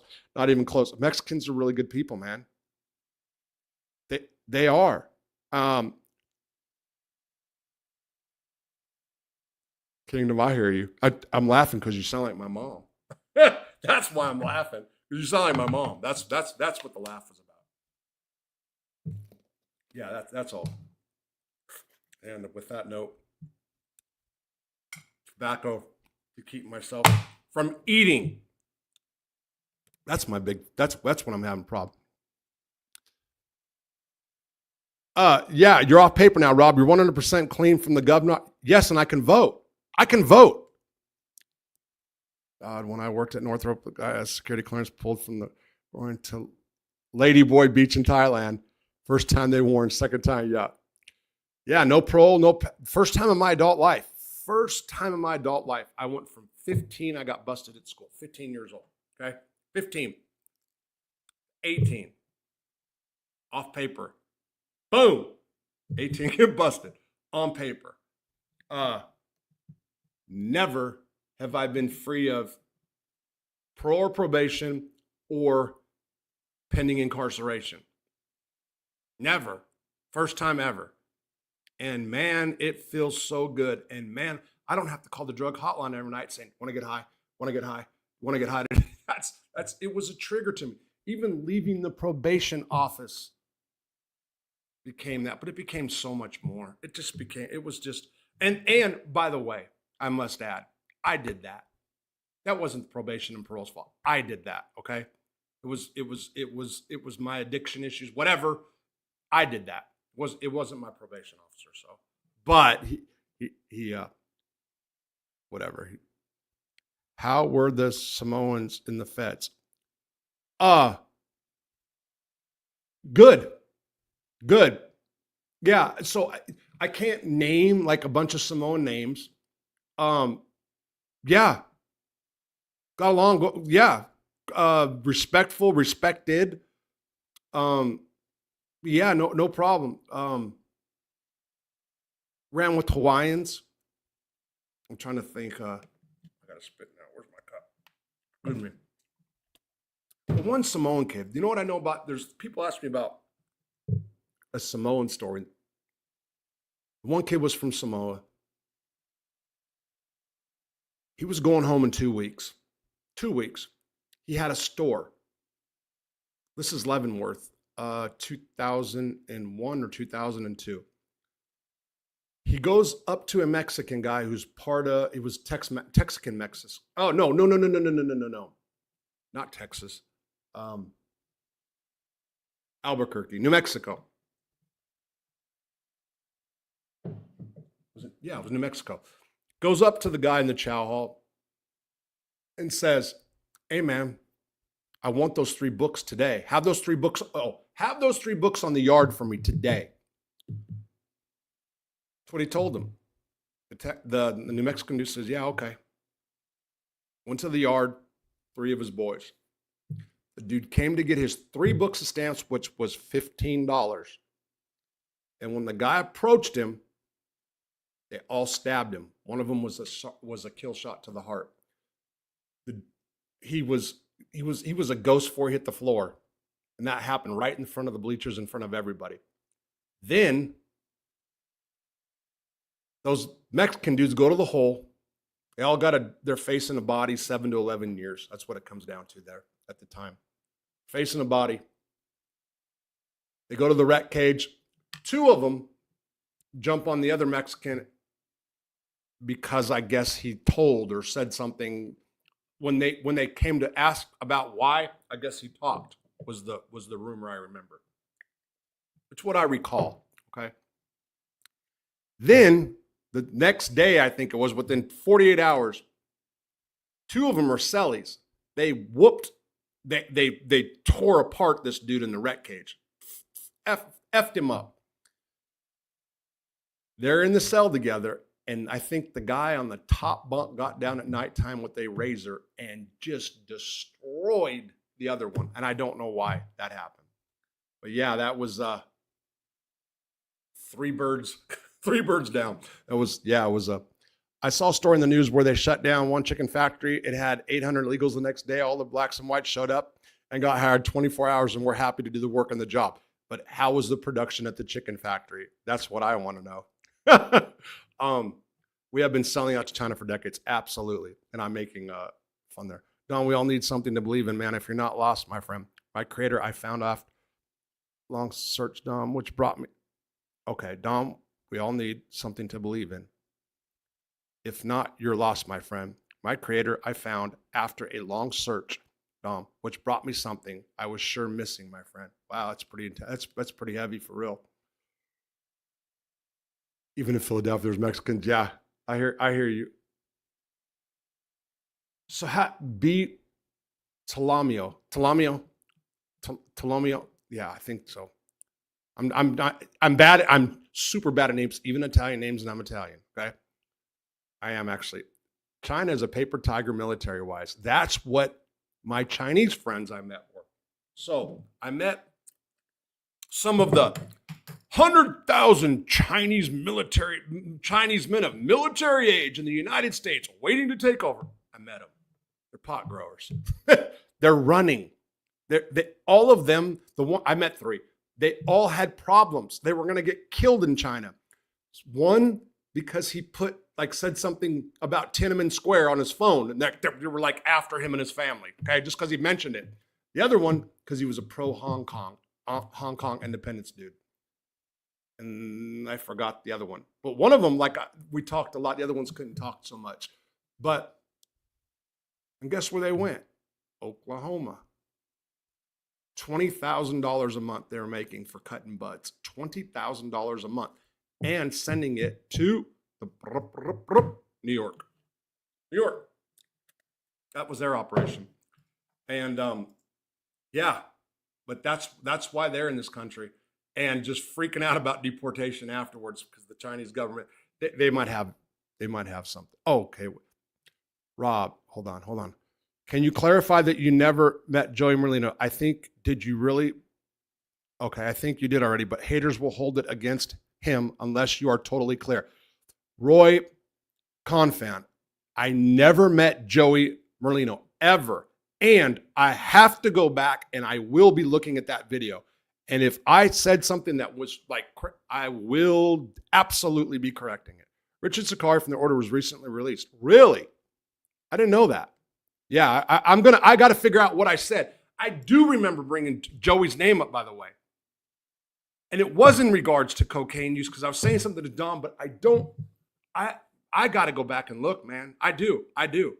And you better believe I will be, because I know I don't know him. No, I have no knowledge that he's done drugs. If I said that, and it is a possibility, it came from YouTube. It came, and not like not somebody I can think of. Damn, I'll remember. You give me a second. I'll remember. But I'm gonna go back and look. I will, and I will put a short out with a correction if that's the case. I promise I will. You're damn right I will. Federal election coming next month. We were either going to get the equivalent of Biden for 3 years or Trump clone, or the Trump clone wins. Really? Okay. Brad, if you're still around, and I'm way behind in the comments, I wonder what's the influence of China in Australia right now? I know you guys got a lot. You guys got a lot of different people down there too. And Ray Brook, the Blacks came to us in New England, guys, and asked if they could buy a kid from New England who looked like a girl. We said no, that the kid is lucky. I never picked up. We said no. That kid is. I got you, Rob. We said no. That kid was lucky. So, yeah. So I bet. Okay, wait. Hold on, Roy. Hold on. Totally clear. Did but what? China wants to make money. It's the U.S. who wants the wars. China wants world dominance. Let's be clear. China's got a plan. They have a 100-year plan. They got 5-year plans. They're openly saying that they want to be the superpower, so that we can't deny that. Now, should we stop being the superpower? That's the world order that'll fall apart. Look at the Chinese influence that we have in this country. Look at TikTok. I know you guys like TikTok. Some of you guys are on it.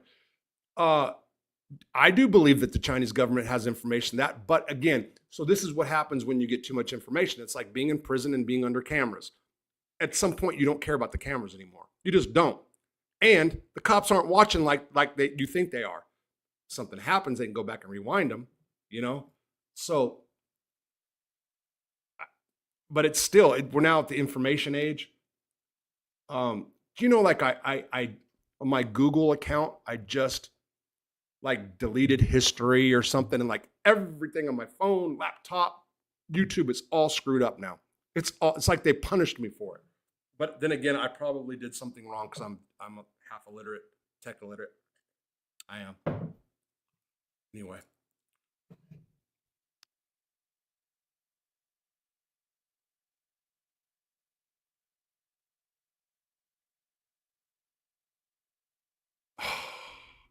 Palm Pride, I hear you. Yeah. Why Afghanistan drop them off? Why Afghanistan drop them off at G-Bay? Some way back that far, huh? Okay. Stop listening to Fox News. Muslims don't control Congress. It's the dual Israeli citizens. Okay. But why such a big push against? Why is Chuck Schumer the big Jew? He's a Jewish. Why was he so pro-Palestinian? Really? Well, look, and then we might have a Muslim majority someday. Anyway, that's hypothetical. That's going there. Other way around, Rob. I'm sure MS started in El Salvador. They added 13, I believe, to be true in LA, but 18th for sure. 18th Street. I know 18th Street. Yeah, started in LA. Yes. If I'm wrong, cool. That's what I've read. Doug. I believe MS-13 started in Los Angeles. I could be corrected. Well, maybe. How did that? Shit, I'll go back and look. I'll look. I have something else I'm doing about MS-13. I've got a specific person from I'm going to show you guys the leader of MS-13, Chucky. Over 7 states. Couldn't even run a TV. Couldn't even run a TV. Didn't run anything, actually. Nice guy. Nice guy.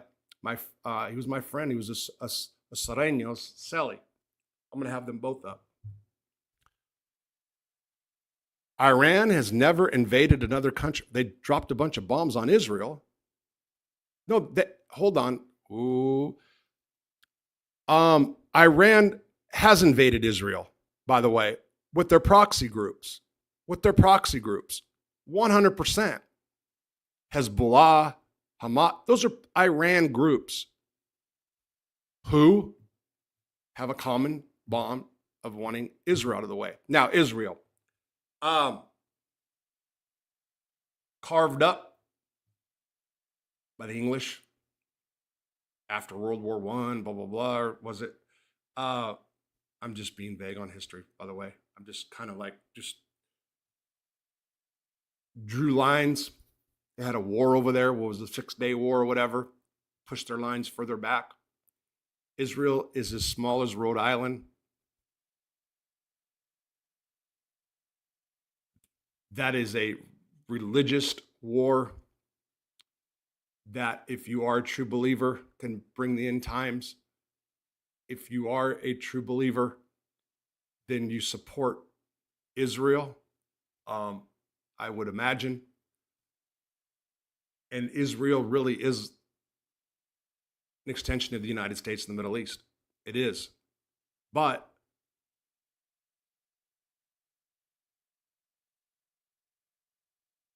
George Bush tried to have Hamas, had elections, people voted for Hamas. Now were they forced to vote, blah, blah, blah.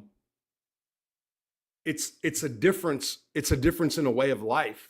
It's a difference in a way of life. Do we want to live in the customs of a Muslim nation or Islamic, the philosophy of Islam, or be heavily influenced by that philosophy? Because I don't think it ever could really be Talibanish. I just don't. It's just it's how do you want to live? You know, that it can happen. I believe it can happen. A switch can happen really, really fast. You know, I do.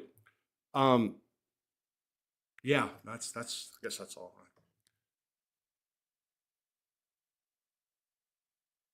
That's really good. That's a really good. My 2 boys asked, why do we hate Iranians? I responded, we don't. People are people, government. You're right. Hey, listen. If you listen to Trump and not believe, Trump doesn't hate Iran. He says, I want Iran to prosper. By the way, Israel wanted to go in and destroy the nuclear reactors. Reports were confirmed. Trump said no. I don't know.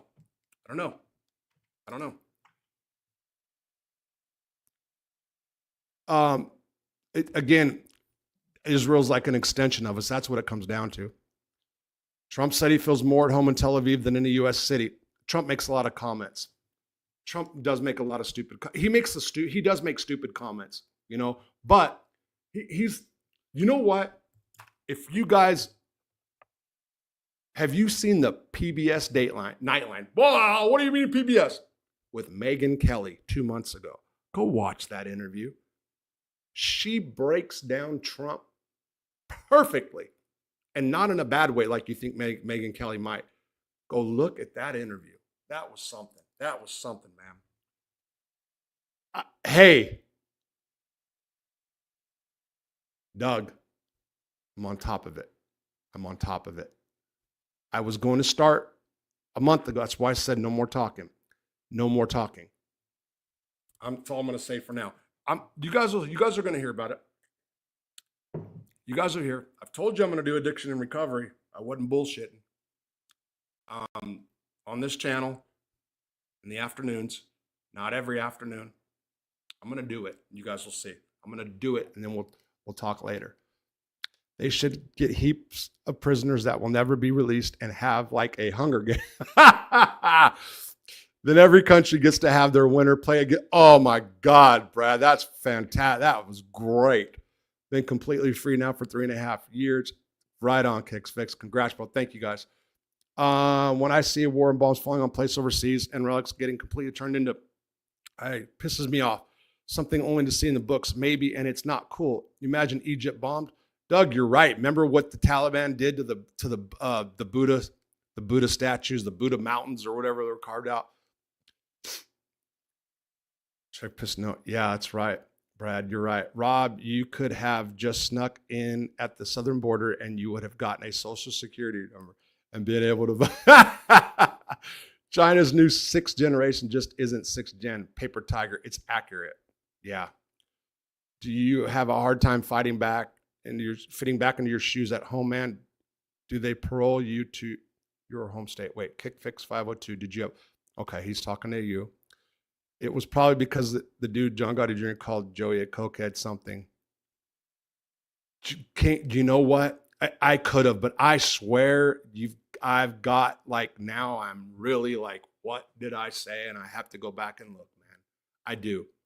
Because it really bothers me. And like I said, I get going. And like, I know I was using an example of some kind, right? But I have to be more careful if I did that, for sure. And you guys will know that I will correct me in a heartbeat. I will eat crow in a heartbeat. Minor stuff I don't really care about, but something like that, yeah, for sure. You better. What 2002 to 2007? Lupe, I'm assuming.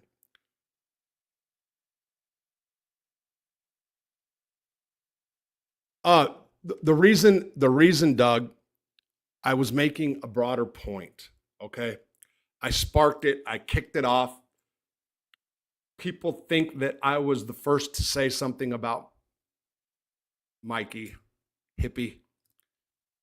People are really mad at me and saying a good number, and my supporters are saying that it was a rat move for me to put his business out there.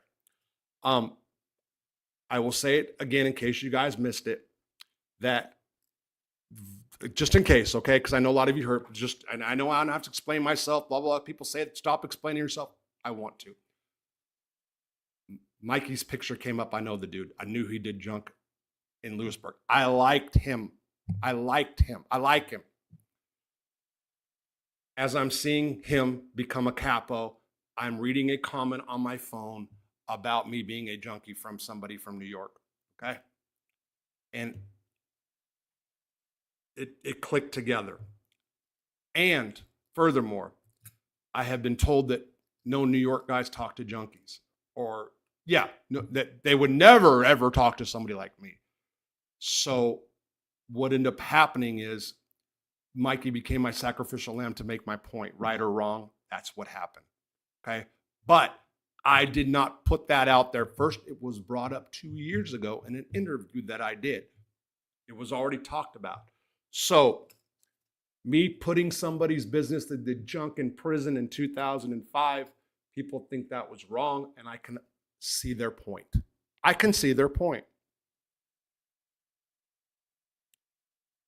I'm fine with me, and I'm comfortable in my own skin, and I did what I did. But when it comes to Joey, who I do not know, and I have respect for him I have not, I swear, I've never watched a full episode of his show. Heard a lot about it, went through it, and then it kind of gets a little bit boring to me. And I'm talking about just a lot of mob stuff in general.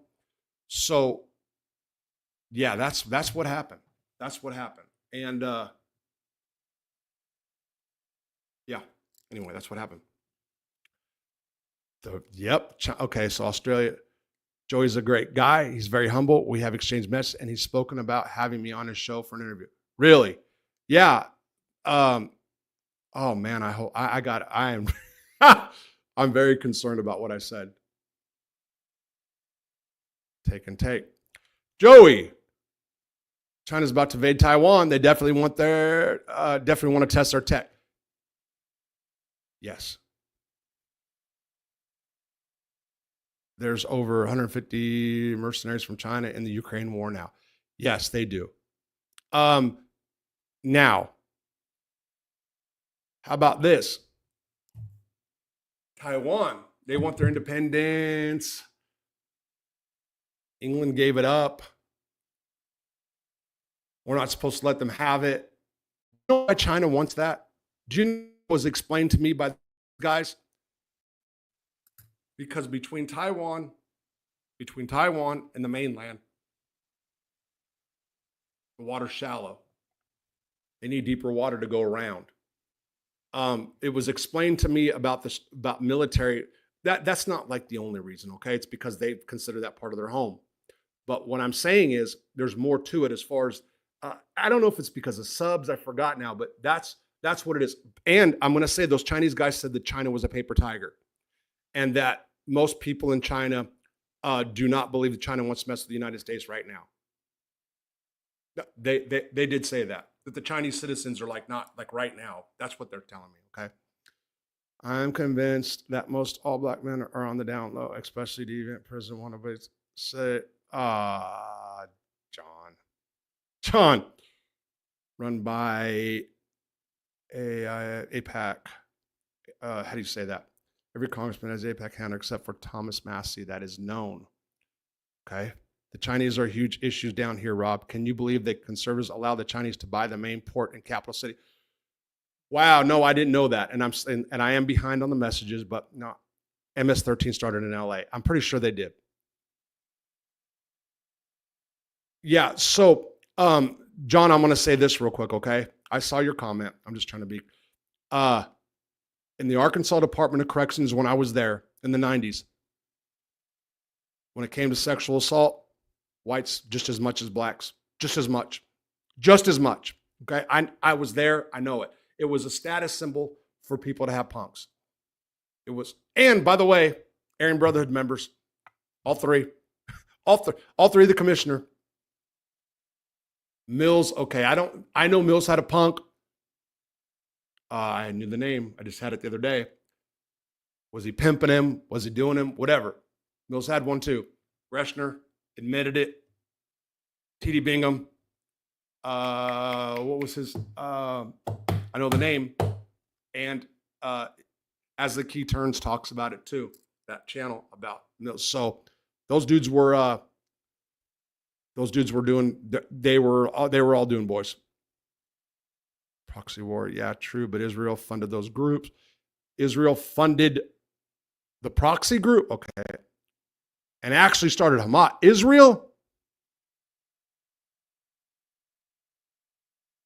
Oh, Coke, you're right. Israel wants the fight so they can't, the Greater Israel Project, okay. I don't know what the Greater Israel Project is, but I do believe that, Israel is smaller than Rhode Island, or just the same size. With everybody who openly wants to like go after them,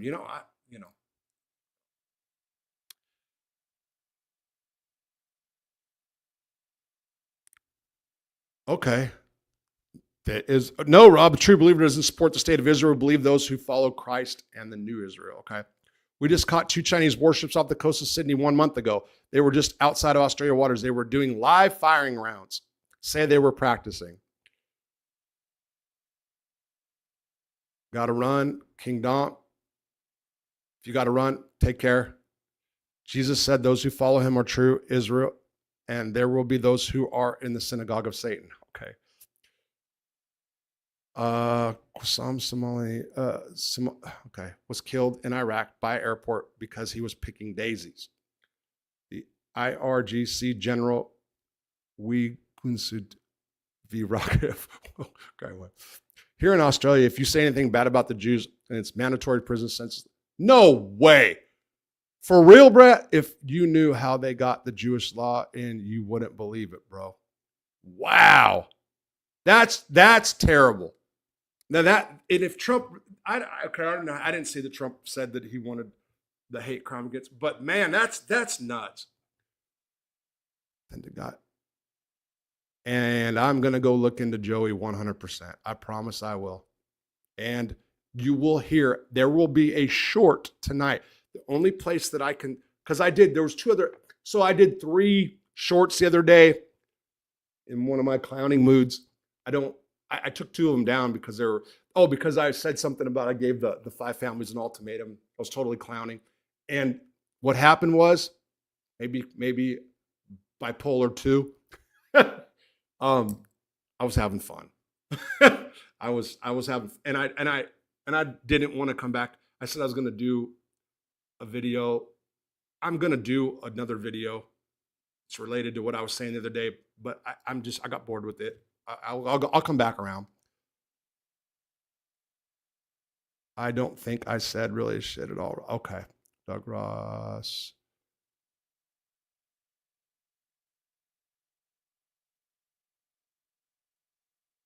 No, I was not. Lupe. I was not. So did that happen in 2008 or in 2007 and 2008? Because I left in January. And what was the dude? I'll think of it right now. Who? Do you know who committed that? I mean, is it out there who committed that? Is what I'm saying. And I'm gonna guess who's the. There was 2 dudes that made their bones that became members of the Black Hand when I was there. Spanky.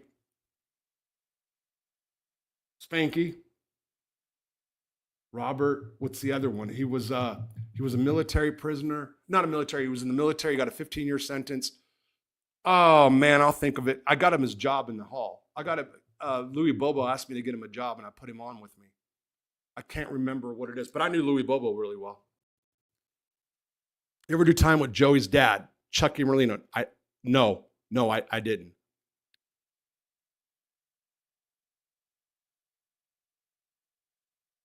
It's okay. Yeah, Doug, it's cool. But yeah, I was sure. And then they went down to El Salvador from the deportation. And then look how fast they grew. And man, look what they've done to that country by cleaning that up. Again, when the liberals get in, CCOT goes down, or whatever, however you say COT, whatever you say it. That's I think there's going to be. I just think I met Joey Merlino when I hold over a notice of a very nice guy. I just got off the airlift. I think he was waiting for court. Yeah, but I know the video. I know the video. If I would have said it, it would have been, I know exactly where, and I'm going to do it. Oh, shit. Oh, yeah, Rob, thanks for clearing that up. I just saw a lot of that down low stuff when I was in the Navy. John, yeah, but it's true. It's true. I was there. I witnessed that, okay?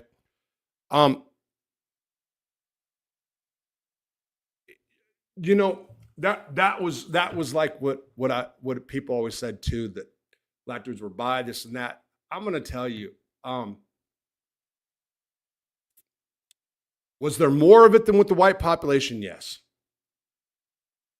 Can I just label them like that? No, because of what I saw. That's what I'm gonna say about that. Super nice guy talking about Joey. Got to roll out. Hang on. Okay, Doug. You take care. Thanks for coming in, bro. Yeah, Kingdom, you're right. When you're going to get a few decorations on the wall that kind of tell people a little bit about you without them having to ask. Willie Dildo. So I used to keep the American flag behind me. And if I wasn't in this corner like I was, I would probably have that. I am going to be, actually, I'll be honest, my mom's going to be. There's a back room in my house that doesn't have paneling. There's one room, okay? And my now ex-wife, Marta, and I started, Marta actually painted it. I put new floors in. There's just all there's is plywood on that floor. I never put the other flooring in because we didn't have matching hardwood. There's hardwood floors in there. It's no linoleum. Actually, these are going to have to come out too now. When I went to prison, they're all screwed up. The whole house needs to be redone. It will. But my mom came in here the other day, and The back room that is all white, the people that lived here had a kid, and actually wasn't the kid, it was the mom too, who decided to paint it, to use crayons, not just crayons, but it's graffitied, man. And so what's happened in my house right now, I don't have a couch, I got some chairs, right? But I want this place as empty as possible. I don't have nothing on the walls. There's a TV hanging on the wall right here. I'm watching me right there, just in case it goes out and stuff, okay? Volume's off. Plus, I can see the comments, and it's usually I read them off there, but tonight I'm doing them on here because I'm trying to go faster. But less is better. There were some dishes I just took in from outside one of the storage rooms that I have. There's still stuff in some of the storage rooms. There's still some furniture, and there's old stuff. But I believe it won't be too long from now when I will have this house start remodeling this house. It first really needs to start on the foundation. I have foundation issues. This is a brick house. There's a couple places, if you've seen me walk outside, where you can see where the bricks have cracked and they pasted them in. But this is on a hill kind of, and water goes underneath the house, or there might be a natural spring under the house, whatever. But the joists, I guess you call them, that go across, let's just say there's 16. Let's just say that, okay? I don't even know how many.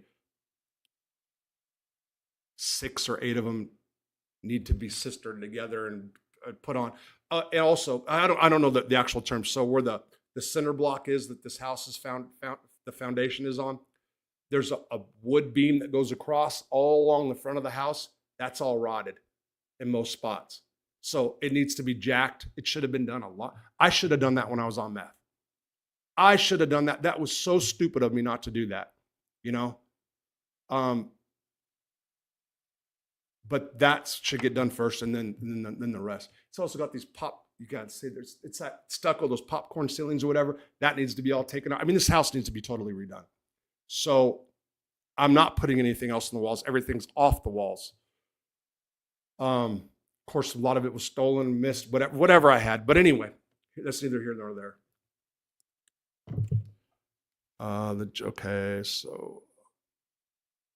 Okay, I'm just kind of speed up just a little bit. I think Chuck remembered his time in Texas, kept him super in the family. They kept him super far. That's common. They did that to Carmine, put him away. He got in trouble back at Terre Haute. In-house. Okay, in-house. He got in trouble for backing someone in Terre Haute, and I got you, Lippy. Lonnie, it happens, but the PREA laws changed all that. And they got hotlines all over the prison, you know? So yes, it happens, but not like it used to. And in the feds, yeah, it happened in the feds. I know cases of guys that happened to, sexual assault. But in the state of Arkansas, it was rampant.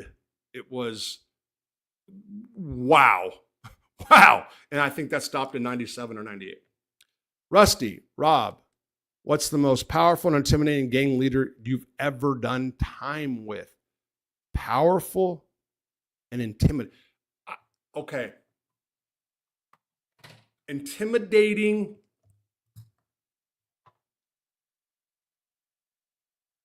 I can't think of one that just comes off as intimidating. Powerful. I would have to say the Emmy, and Willie Bobo, even though he didn't use it like that, but that would be the most powerful.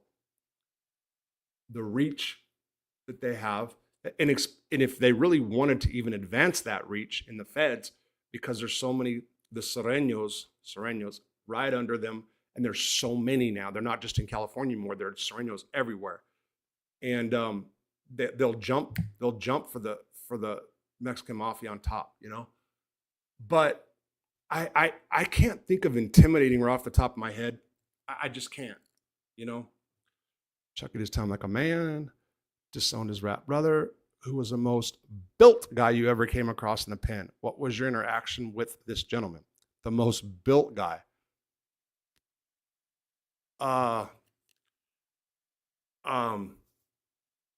Man, the most built guy. Geez, California's monsters. They still had weights out there at the time.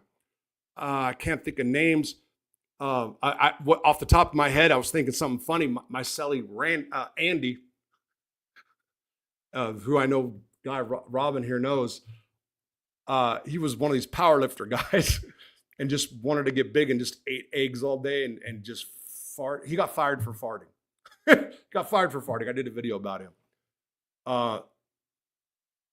Garlic. He'd eat garlic, a bulb of garlic every morning, and then drink milk and eggs. Just disgusting. But he actually in the cell, he wasn't. Yeah.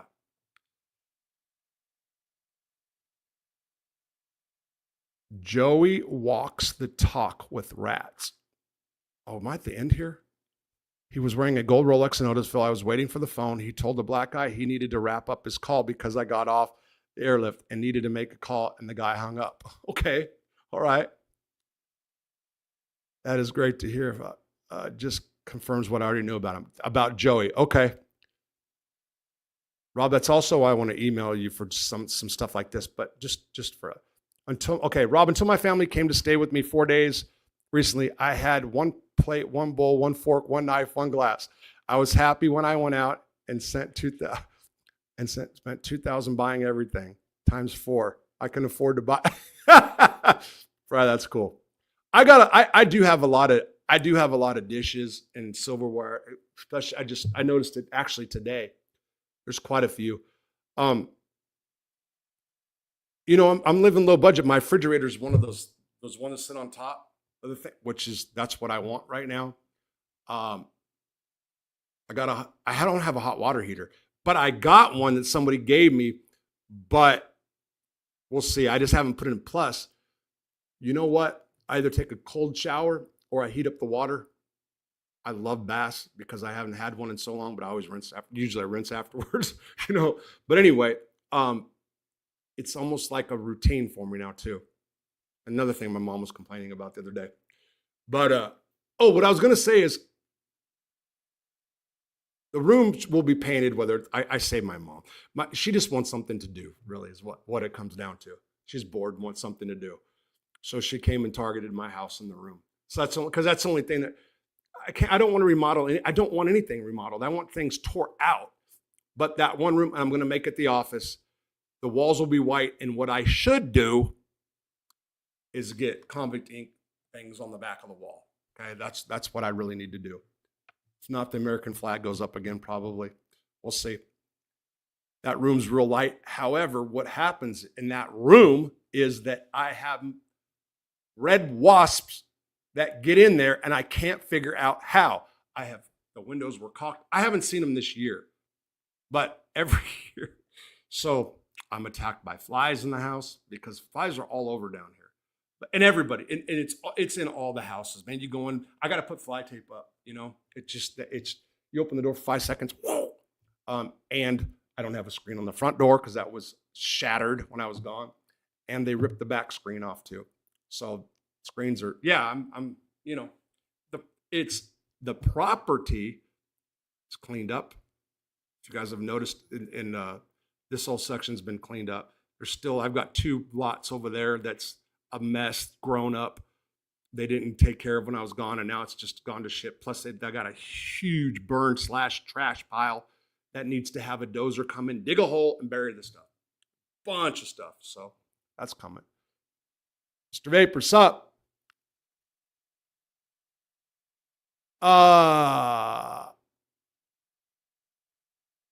Thoughts on TD? Irrelevant. So Barry Mills, TD was, we never heard. So I was around both of them just for a minute in the shoe. Okay. TD was quiet. Barry Mills did the talking. But in the prison system, it wasn't like TD's name didn't pop up as the leader. It was always Barry Mills, even though they were equal or whatever. Correctional, forget about him. That's in my time, 98 through 2021, 24, whatever you want to say. His leadership style, I can't comment on it because I don't know. The only Aryan Brotherhood I was around that was there was one at Leavenworth, but red, whatever. irrelevant. Bobby Shields was at Lewisburg. We didn't get along.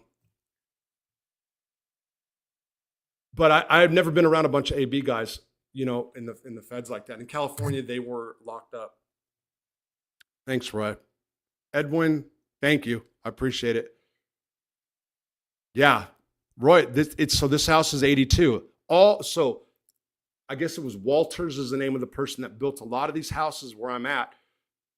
They're all brick and they were all paneled on the inside. Very common in this part. So this is but I mean, people aren't keeping the panel up like I have. But we'll see.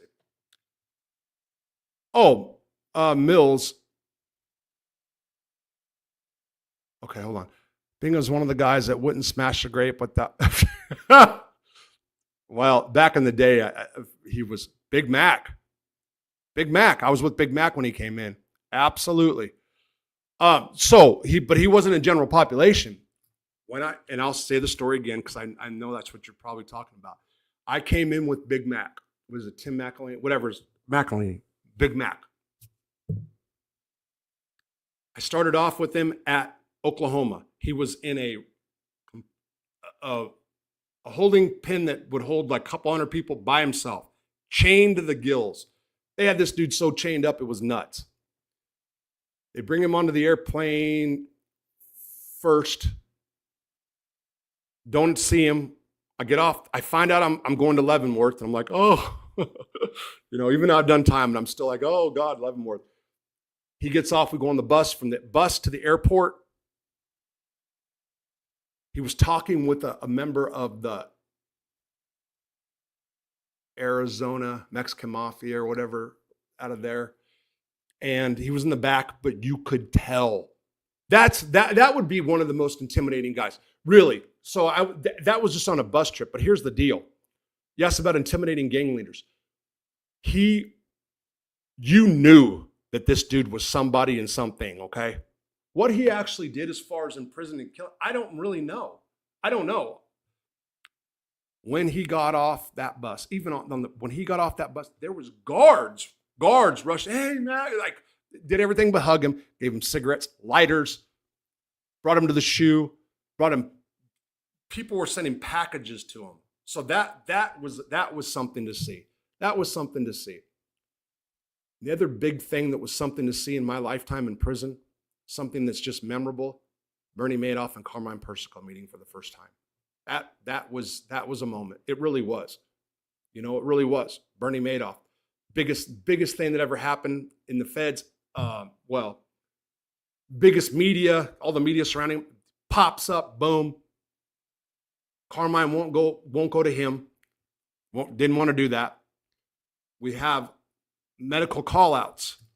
We had call-outs, medical call. So in prison, you have a sheet that you have your appointments. It's called the call-out. And Bernie and Carmine and myself and a dude named Eddie from North Carolina, we were all there together. And Bernie walked in, sees Carmine, walks up to him, said, "Hi, Mr. Persico. My name is Bernard Madoff." And he said, "Call me Carmine." And that was something. That was like, wish I had a video for that. You know what I'm saying? It was. Back up. Rob, I watch you because you're thanks, Roy. I appreciate it. Westy. I remember a story, two gentlemen wanting to make a name for themselves and they wanted to do and unlive someone to do that. Peter was chosen to get that done. Is that normal behavior? Lonnie, that would be a good way to make a name for yourself. Yes, and I know a case that this happened. Scott and Damien were the guys' names. 22 years old. Scott had like 3 years left. Damien had a fresh 22-year sentence. This happened let me correct myself. Right before I got there. They were in the hole when I got there.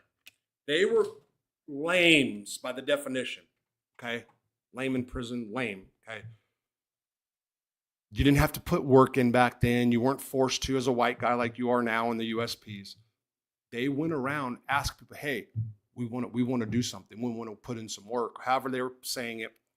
They went to the dirty white boys. The dirty white boys kind of laughed it off and said, hey, yeah, go butcher, da-da-da-da. And then somebody else got involved. The Aryan Brotherhood guy that I say that I didn't have much. Anyway, I don't. You know what? I don't know. I don't know. Let me be. I don't know. I don't know how they chose this person. They chose a person who was a sex offender. These two kids go into the cell,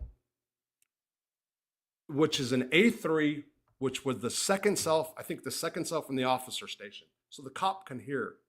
If was paying any kind of attention, you can hear. They beat him with the intent of unliving him. Thought that he was not breathing. Somebody said, hey, dude's still breathing. Went back and put a pillow on him, smothered him. Come to find out, he had a statutory rape case. He really was 19 and she really was 17. The mother of that guy found people that were on the internet at the time, Tommy Rutledge being one of them, Peltier, of course, but I don't know if Peltier got it. And started sending in saying, look what you got. This is who was killed. This is what you guys did. It was somebody that, it was just somebody, his name popped up, and that's what happened. That was one of those deals. Yeah, Mills. I know you meant Mills. Sean, a lot of Boston guys. Boston Billy, Donnie LaFont. I just did a video about Donnie LaFont. Video I did last night or the night before. It says murder, gang member, murder, or lost his, I don't know what it's titled. That's about a Boston guy. A lot of Boston dudes. Stevie Balsam, Richie Whalen,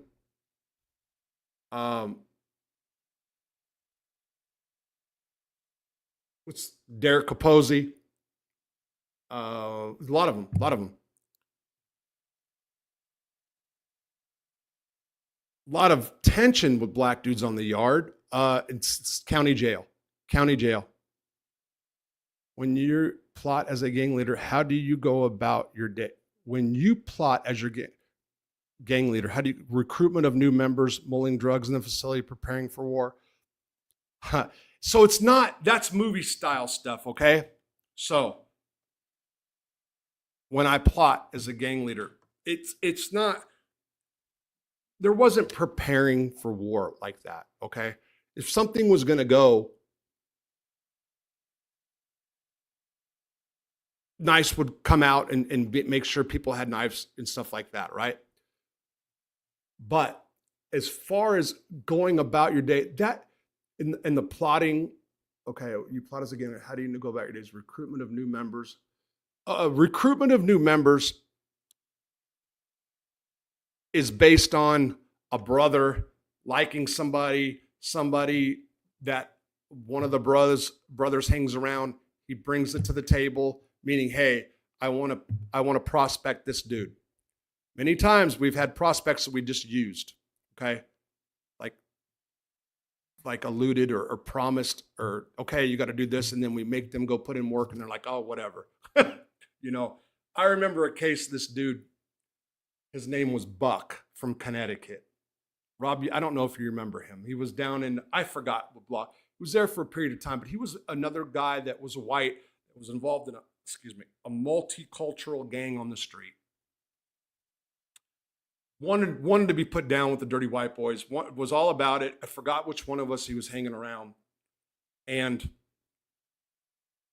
it's time for him to put in work. It was on a dude that was a member of the Arms or the 88s or whatever. It was like a rival gang member. We let sit there for a little while. We knew his days were limited. We just were waiting for the right time. And rocked him to sleep is the actual term. And Buck, and there was usually do 2 hits. If you're going to send somebody on somebody, it was always 2. You always do 2 because you don't want that. It's all about winning. It's not about honor. It's not about fighting. It's about winning. We sent 2 dudes. Let me back up. Let me clarify this. I went to the hole. I was the leader. But there was a dude named Wilbur that was there, who's in prison right now, who for sure is the most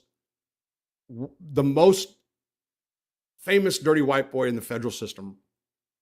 Probably the longest one who's had a patch right now. And he was going home within like a couple months, so he wasn't trying to push for the top position by no means. But he was comfortable calling a shot. And I had, look, I was real late, Rob, no, I was real laid back and low key and really didn't want to be out in the front anyway. I'd rather hide behind and let other, you know what I mean? I'd rather like play. Every gang leader that's like out there gets knocked off, you know, by staff, usually it gets locked up. So I'm like, you know, there was people that didn't even know who was leading it. It wasn't like that, okay? But Wilbur was comfortable. Anyway, I go to the hole. Wilbur calls the shot actually on, I forgot who went with him. There's two guys that went in. This dude starts whipping both of the bros. He can fight. Wilbur jumps in to finish the job. He's got like a week left or 2 weeks left before he goes home. Well, this dude, Buck, goes to the hole, and there was a guy named Red who was Jojo Russo, the captain of the Colombo family. He had goons. He had 3 goons, Adam, Nicky, and Red. Red fell out of grace with them. Actually, he talked shit about another mob guy out of Rhode Island named Jerry Womet. And all I'll say is that there was a contract on Red for $500 that I got. Okay, that I got. My pocket, nobody else's. And so I shouted over to Red. I got out of the hole, shouted over to the Red. Hey, I'm shouted over to Buck. Hey, Red, get him. They were going to wreck. Boom. Buck hits him in the wreck cage. Gets him. Boom. Tears him up. Then there was another incident. So now he's got 2 fighting shots, disciplinaries. There was another incident that happens involving somebody in the shoe that needed to be taken care of. Buck, handle it. Buck handles it. Gets him. And then all of a sudden, I'm supposed to, or we're supposed to check paperwork of everybody. We had PSIs back in the day. We're still getting our pre-sentence investigation reports in, which you cannot get in anymore. You're not supposed to have them. It's your pre-sentence. It has all your family history. It tells everything about you. Well, for whatever reason, nobody got it, and it fell in my lap. And I'm reading it, and I'm with my bro, Dusty. Dusty did not like Buck. And we're reading it. And this guy, Buck, come to find out, was pulling over hookers as if he was a cop. Okay? And making hookers do hooker things to him. Well, he got arrested for it, I think 2 different incidences, but the girls didn't show up, so he didn't get charged for it. That was enough to X him, okay? Dusty, and I'm going to tell you the truth, right? That's terrible. Nobody should do that. I liked Buck. No. He was weird, but I celled with him when I was in the shoe for a minute, and he just put in, even though he lost that first one, and that dude was tearing him out of the frame for Wilbur help, he just went on 3 missions, like within a month or 2 months, man. And we yelled over from the wreck cage, dude, no go. No go, bro. He was, what do you mean? You didn't make the cut. He was so mad. That dude was so mad. And we told him why, and he's like, they're hookers. They're hookers. Yeah, that's what happened. True story. Jeff Loman wishes he witnessed that meeting. Who was Big Mac? What gang? Aryan Brotherhood. Aryan Brotherhood. Would I be right in thinking that a lot of these famous AB's reputations have been pumped up by authorities so they can justify how they house and control them? Sometimes the man and the myth don't match. Brad, yes and no. The AB's, dude, it's okay. It's the myth about, look, they're from a different time. There was no cameras in prison. They were a different caliber of prisoner. I've been very clear about this. So this is what I mean. Most of them, when they came in the California system, for example, they were armed robbers, they were killers, they weren't just drug dealers. Carmine Persico always told me, Robert, you're not a criminal, you're an entrepreneur that got screwed. Drug dealers are entrepreneurs. Not that drug dealers can't do bad things, but that was his take. That that drug dealers were not real criminals. We didn't even really belong in prison with criminals, kind of. That was his mentality. So, so the ABs out of that time, they were different. Those guys were real criminals. Let's, in Carmine's words, okay? That's what I'm trying to say. There was no cameras, and they got away with more stuff, you know? So they were, and, you know, so they were, back in the day, people were catching bodies and there was no cameras, people weren't telling. It's different now. The caliber of the prisoner has changed all the way across the board. That's not mean there's not real criminals or whatever. It's different. The cameras change things that way. You can't, and it's not that some of them still haven't killed and stuff like that. They have, you know, they'll do it again. So will other gangs. SAC's got more than the brand does. SAC has more. SAC's got 4 people on death row, I think, for the SAC. They're putting in more work, arguably. So the myth carried on from then into the present day, where the ABs, for example, Bobby Ray Shields was able to show up at Lewisburg and get back his table that the ABs had from years ago because of the myth of the brand. The brand, it's like, even if it's just one guy, a lot of times guys bowed down to him, or they got a hold of the yard, or like in Victorville. So for a long time, they weren't in the system either. They were slammed down.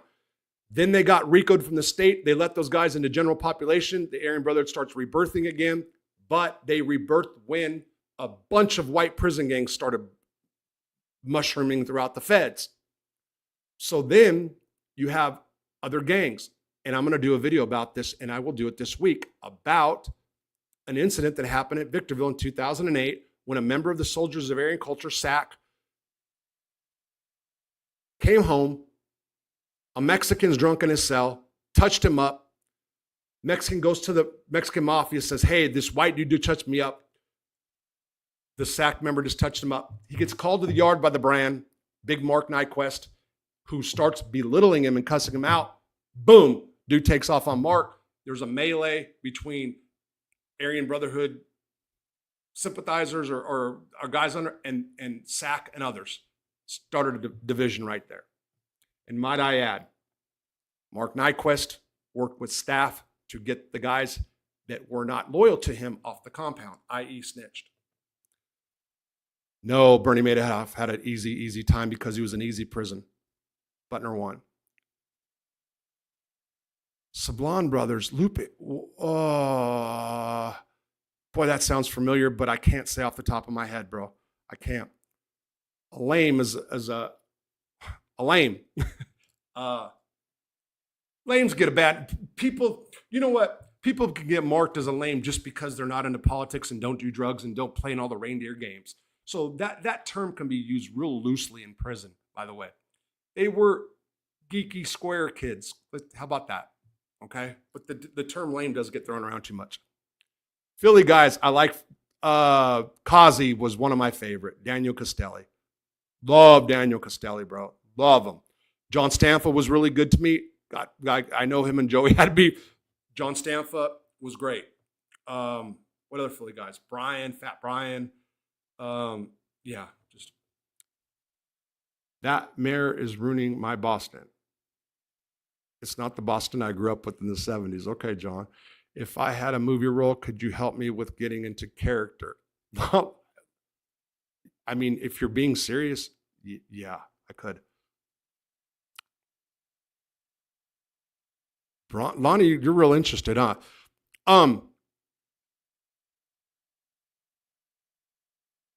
Did I ever make knives myself? So a lot of the guys in the whole, so a lot of knives, a bunch of different ways. What I know of in the shoe, they used to get watches, the back of a watch, stainless steel, and carve the bottom of the bunks for hours, days, and then you make the shape of a knife. And you carve and you carve and you carve. And we can talk about the dental floss and the pencil lead. I've never seen that. No, I saw a sheet with pencil lead on it.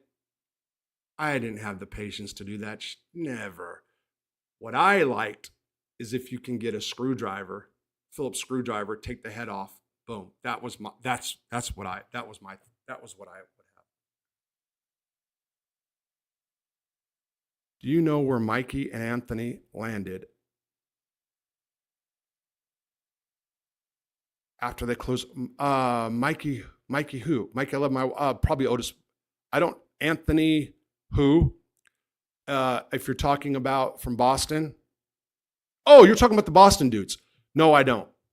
I heard Mikey was at Butner 1. I don't know about Anthony. Thanks, guys.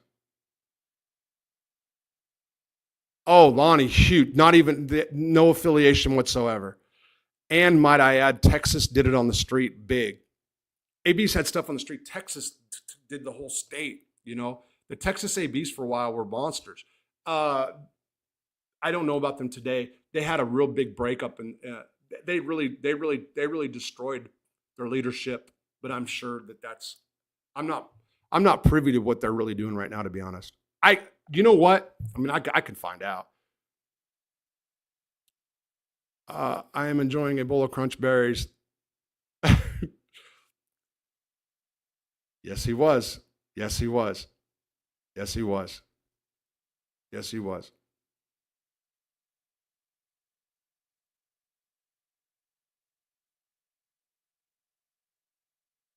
Jerry Womet is a Frenchman.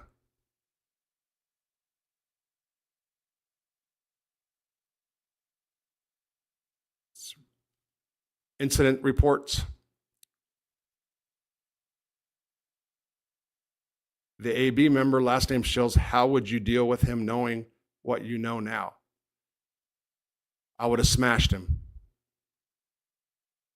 Lonnie, all bullshit aside, all my brothers, all of them. See, here's what happened. The Dirty White Boys took over the AB's operation at Leavenworth in 1998, 1999. They were slammed down at the time. There was one leader there, irrelevant, Red.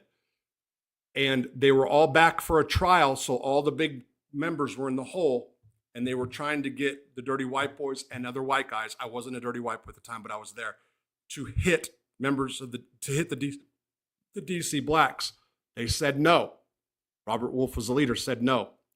And they then took it a step farther and took the poker tables away. The poker tables are a big source of income. Proceeds of the poker tables commonly go to leaders in segregation units. The Dirty White Boys took it.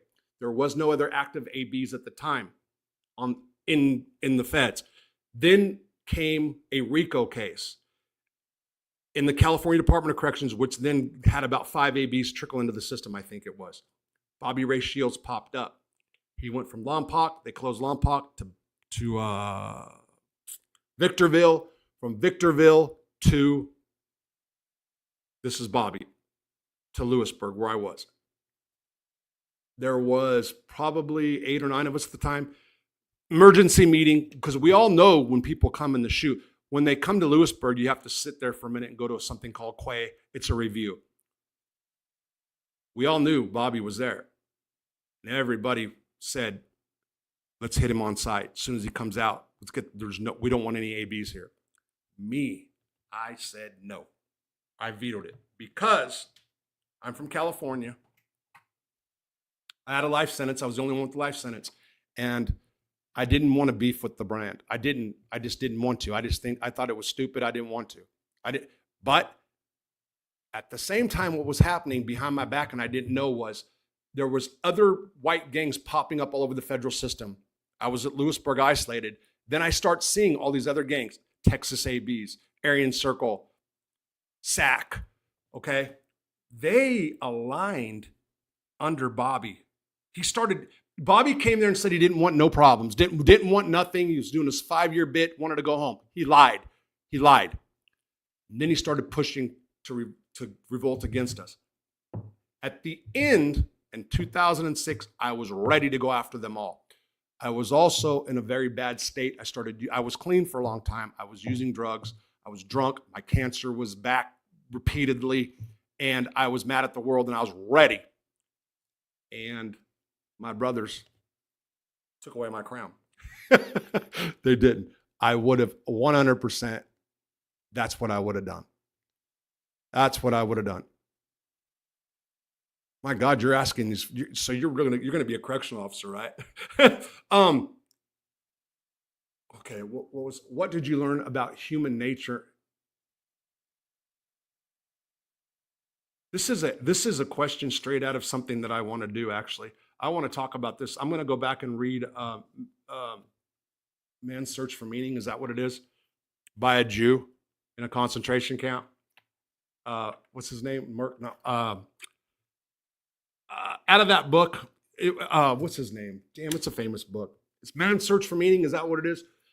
And in it, talks about going into concentration camps. But out of that book, I can do content for months, just following his footsteps and then giving my examples. That I'm going to do that.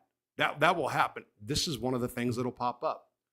What did I learn about human nature? That humans are animals. That humans are animals. We are animals. And that groupthink is dangerous. That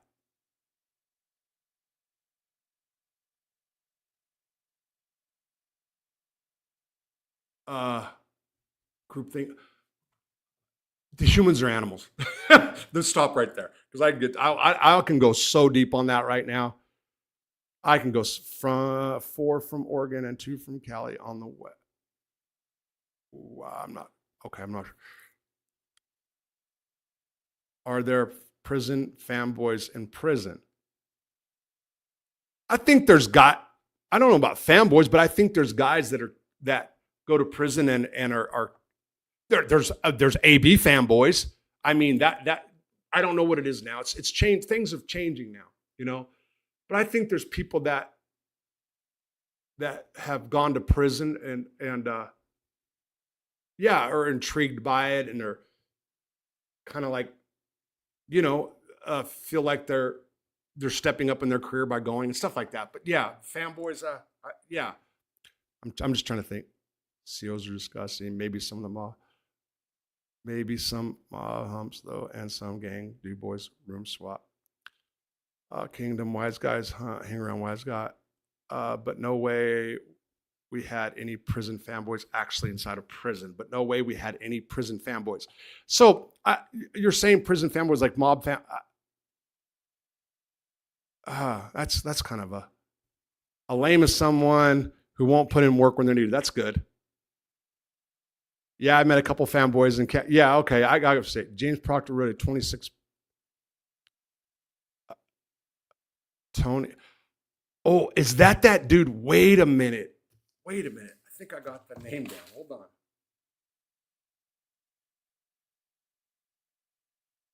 Oh, Vito Guzzo is what I was gonna. He got made in prison. I was gonna do something.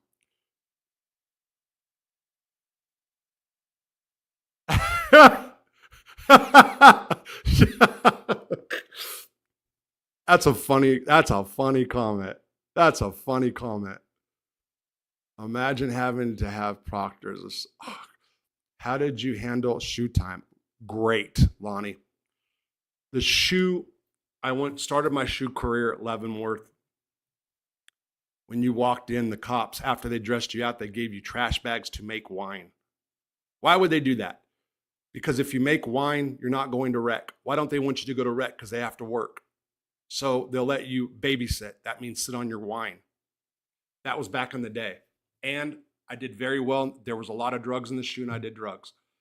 The workout routine, I started working out, became a burpee beast. Days go by like that. Spent a lot of time fishing stuff back and forth. Again, a lot of dope, a lot of drinking. Yeah, it was actually fun. It was fun. And I liked the whole I was into that whole prison bullshit. You know, the plotting, that's when you plot. People in the shoe, you got nothing, you plot.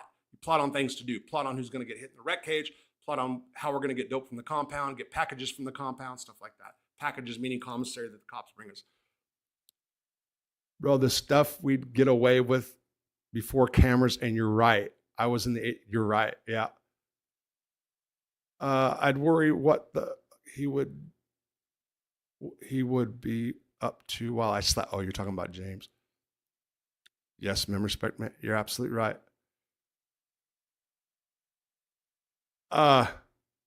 You know what? You guys are talking about James. I just watched like 3 of James's shows today. I did. James wrote a great letter for my first parole.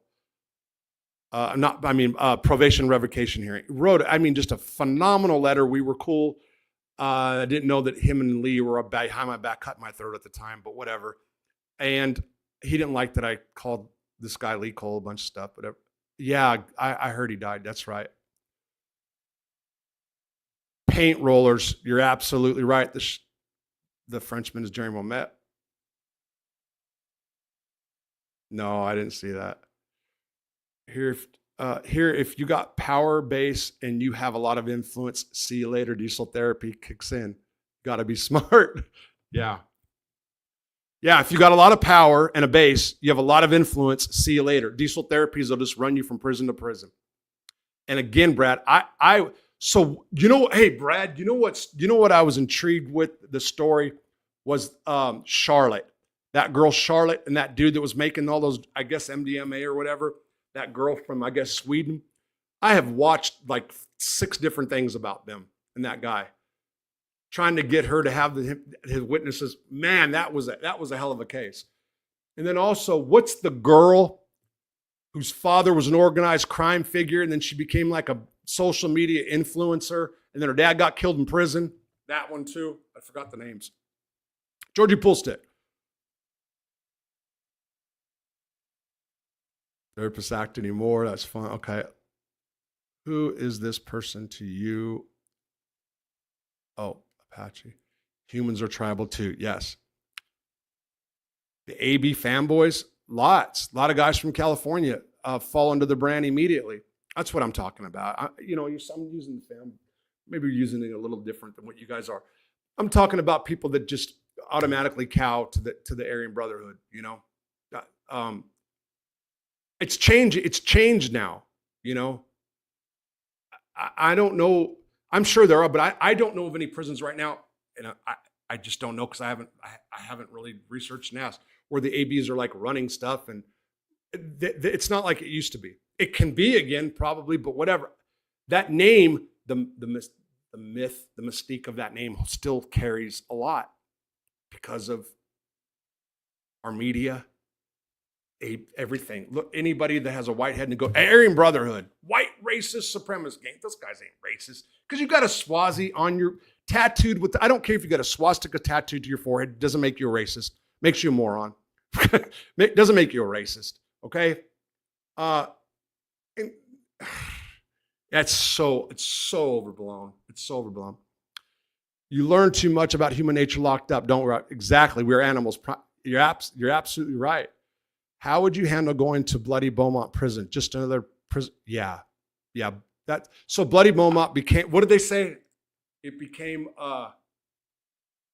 Buddy Beaumont. Yeah, that's what they call it. Bloody Beaumont became Buddy Beaumont, but it shifts back and forth. Man, I don't know about right this second, but I know it was as of 6 months ago, they were still locked down from COVID. They still haven't completely opened that yard up from COVID because people get in fights as soon as they open up. And they've used that as an excuse. COVID destroyed prisons, man. They locked people up for everything because of COVID. Destroyed them. It's got to be just as funny as Wise Guys fanboys. Not sure the percentage, but I think it said that 1% of the population are psychopaths. I don't know, but you can become something. I would have never in my life Number one, thought I'd be a gang member. That just wasn't. I got drunk and became a gang member. That's what happened. They were after me for a while. That's when I agreed. But I have done assaults where my intent was not good because I was mad that I had a life sentence for nonviolent drug crime, and I figured, hey, if I have this life sentence, I'm going to earn it. And went into assaults with that mindset that didn't care, and I was very lucky. Yes. Man's meaning for life. Man's search for meaning. I can't think of what it is. Proctor's better than Undo. Yes.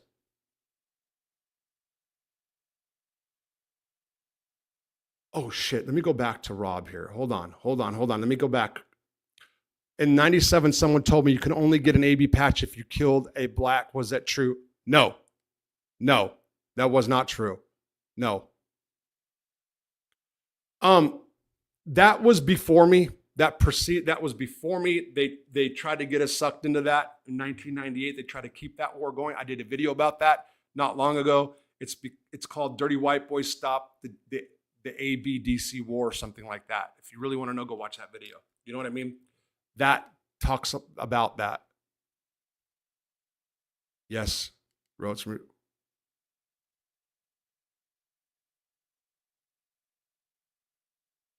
The old mobsters ever harassed in a prison that I saw. I saw mob guys getting tricks played on them for money. I saw mob guys hit gambling tickets and then guys say, no, you didn't, or you didn't get your ticket in on time. Stuff like that. That's what I saw. I'm really trying to think about, yeah. Canars. That war took place in the 70s. After that, the big four were all locked down. Yeah, but they tried to, like I said, they tried to keep that going. I never ran into Big Vince from Philly.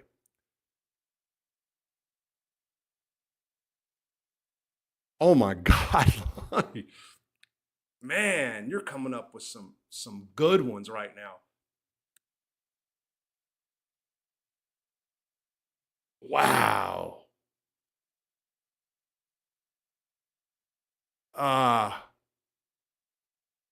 Number one, the prisons are built, the maximum securities, the USPs are built in a way that there's nothing to do but plot, fight, do drugs.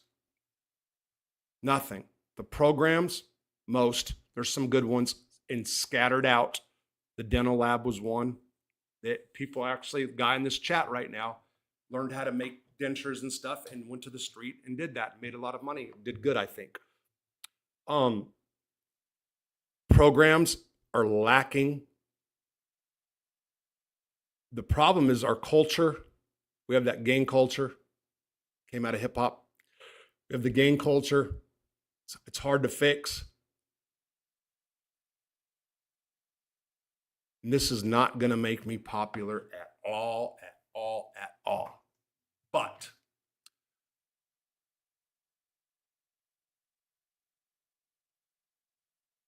probably gangs need to be locked down more. But here's the dirty little secret, the truth that and it was confirmed since I went back on my violation by a guy from the OIG, Office of Inspector General, a guy by the name of Randy. I'm not going to put his last name out. His wife called up. So what happened was Randy had a relationship with the captain at Butner where they joked around a lot. Randy died. They brought him back to life. And the captain said something like, I wish he would have died, but he was totally joking. These guys cussed each other. Randy called him suck butt. He called Randy da-da-da-da. They had this relationship. Totally joking. When Randy came back from the hospital, I said, yeah, the captain saw the captain. He said he wished you were dead or something. Randy laughed. But he told his wife. His wife called up Washington and wanted to have the captain crucified. So here comes OIG to find out what's going on. Randy went and talked, and then they tried to put me in the mix. I went in and I said, I've got nothing to say. Nothing to say whatsoever about this. Because number one, Randy's wife was totally wrong. The captain never meant anything, but I'm not going to step up for the captain. I didn't want to get involved whatsoever. But what I did do, and I did this often because I'm a YouTube content creator, is anytime I got a correctional officer or a counselors or a case manager alone, I would ask them questions. One of the questions I asked the OIG guy, how long you been in the Bureau of Prisons? Where did you come from? Blah, blah, blah. What do you think of all the gangs? He said, we need gangs. So what do you mean? Gangs serve a purpose. They do our jobs. I don't remember if those exact didn't do our job, but gangs police the rest of the prison. There could be a prison where that could be a good thing with the right gang leaders. But that's in prisons, gang, it's like this. People talk trash about the dirty white boys. The dirty white boys did this and that. Everything that they steal, they beat up their own. They're white predators. Every single white prison gang that I've ever known is white predator. They hurt their own race. I'm talking about white gangs. It's true. I don't care what anybody says. It's true. That's what happens. And it just becomes this. Not mushroom effect, but it's off the chain. So I am not anti-segregation at all. It's not like what people think. Now, they could make shoes that are really, really bad and screwed up. I'm talking about just putting people in seg and letting them have property inside and whatever. Thompson or whatever, they tried that. They didn't have enough staff to run it. It didn't work out. But don't get it twisted. They want gangs. And we fight amongst each other. We don't unify. Can't do hunger strikes. That's the best way to do something is a hunger strike. Pelican Bay proved that, even though it's turned into a big cluster F. Programs for sure. And I look at this model over in Hollingsworth, whatever, and I did something about this recently. My mind is it's getting late, but my mind's a little blank. They have it's like not even being in a prison. The staff they're taught not to, they like treat them with respect and stuff. It can't work in the United States, sadly, right now. But the whole idea of incarceration needs to change in society in general, meaning the punishment is the sentence. The punishment should never be about what happens in prison. I don't care if people have Xboxes in their cells. So what? They're locked up. They're locked up. And what would you rather have? Because most people get out. Would you rather have a person that just came out of a hellhole be your neighbor, or somebody that was in a prison where they had programs that it wasn't like a prison on the inside to them? I choose B. I choose B. The truth. Who Stone? He just someone I met in Atwater Hole. Okay, I'm just RC. No, I don't. No, I've gotten beat up by a CO. Talking shit to a CO about toilet paper. He wasn't giving toilet paper, and then they called me out at night, asked me if I wanted to. Oh no, I was a white orderly. Hey, you got to go do the rec cage because there's an inspection tomorrow. There's the cop that I had a problem with. And you know, when you go in on that and you're in the middle of the night and you got staff members outside, I couldn't give my all. He beat me up. But, you know, it was, how would the prison administration act after a drug overdose? Would they do anything different? Lock down? They lock down the prisons, and most prisons in drug overdoses. Depends on the prison too. Depends on the prison, but yeah. Big thing is synthetic drugs and K2. And if they see somebody acting goofy on K2, boom, they lock down everything. I got a lot of respect for Joey. He got the build of a jockey and walked the main line 14. And he walked the main line for 14 years at Beaumont for years. Okay. Right. Joey is the man. Friends now with enemies just as good as okay. Guy from Philly OD'd 2 cells over in F block, didn't leave and lock down. Shame too. He was only 24, huh? I don't remember. Why? Maybe I wasn't there.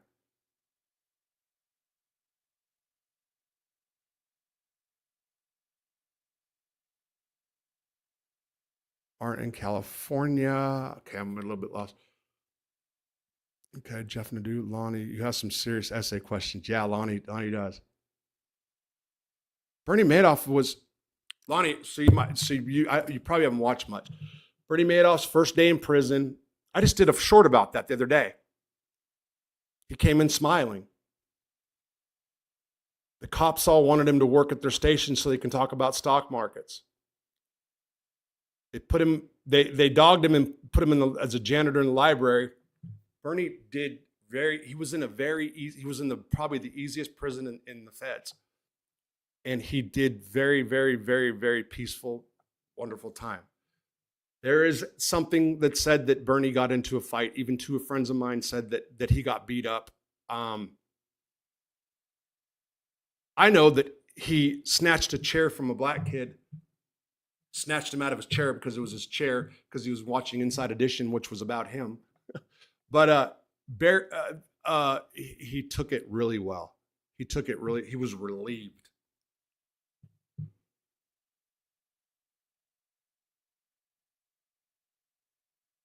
Yeah, I heard that. And I can see where Jimmy might do that too. Jimmy. White gangs victimize their own because they won't want to start another race war. You're right. I don't know if he's gotten any. I never knew of any Jimmy Kuna getting into a fight. No, I never heard of him getting in a fight. I never have, but I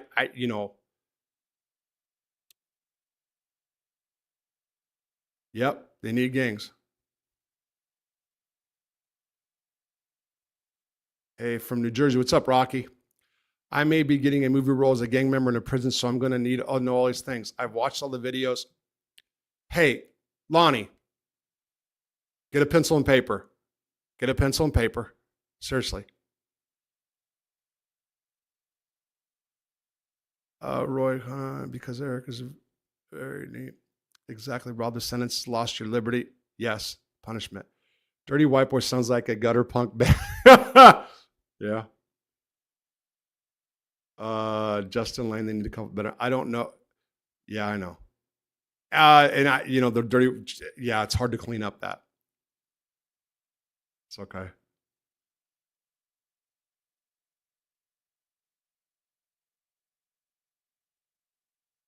OD had double life. Oh, okay. I don't remember Steven. Yeah, I'm not sure who that was. Wow, what do Hollywood movies get wrong about prisons? Man, was it Convict? Well, Convict was a very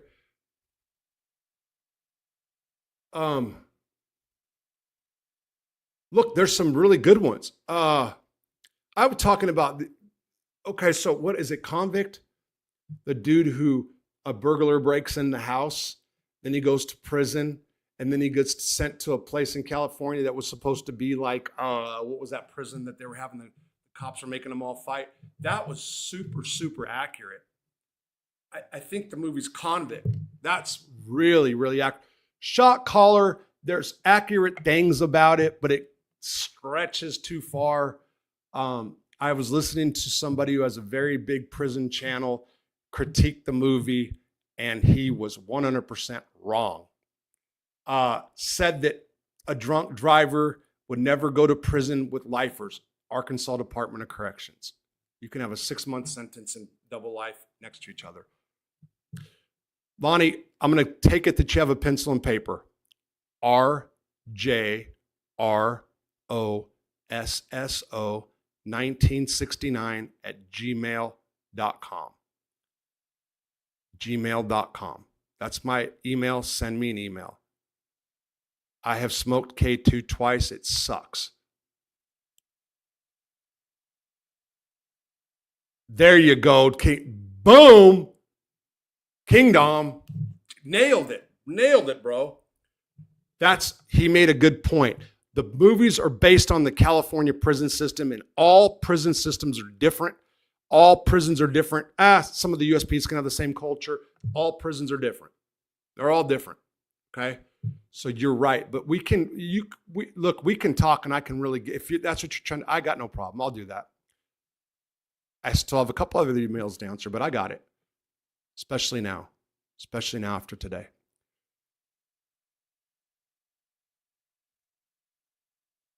Yeah, Lonnie.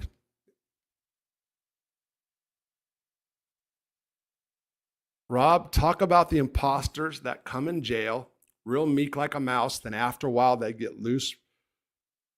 They get lots of respect for the jail environment and start acting all tough and they get bashed. Wow, Brad. Yeah. Yeah, there's guys that get too hard for the yard. You know, actually, you know what? That brings, it's totally goes on a different subject. I'm going to do a video about people that are too hard for society. I see these guys come out of prison, these younger guys, completely blasted, tattooed up, did 4 years. 4 years is a long time, people. By the way, that gets back to the point of my video or the live today with the family, what are they called? Damn it. What I said, the official Cartier family. It goes back to saying that they want these kids to have life. We have got so far off track about giving people time.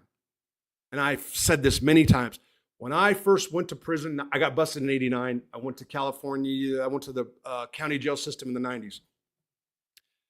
There were people getting 10-year sentences for murder, mostly gangbangers. Armed robbery, 20 years after blowing trial, they could have got 8 years. Crying, gangbangers crying over 10 years for murder, they were going to do 5. 5 years. That's a long time. But we've become, and even myself would clown dudes that had under 10 years in the feds. It's county jail time, man. I can do that on the shitter. But that is wrong. To take, the punishment's got to fit the crime. We need to go super tough on sex offenders and people that hurt children. Mothers and fathers. Mothers who have problems and have a lot of men in their lives, and those men then psychologically or physically or sexually abuse the children. We need to crush those people. That's where criminal justice reform starts. That's where it starts. And why so many states have easy sentences and give people probation, that's got to change. Those are people that need the hard time, including all these beautiful school teachers that I'm watching, women. Now, that gets into a different murky area because if I'm a 13-year-old boy, I'm loving it if a teacher's on me. But still, we can't discriminate on that. We can't, you know? It's like when you get into weighing out the difference between, like right now, I'm talking about in the sentencing scheme right now, you can't separate, well, you can. I'm not even going to say that. I'm not going to say that. I take that back. Take that back what I was going to say. We're Brad, way back here. K2 sucks. Did it 20 years. Yeah, I first got on a probation. I've never done on street.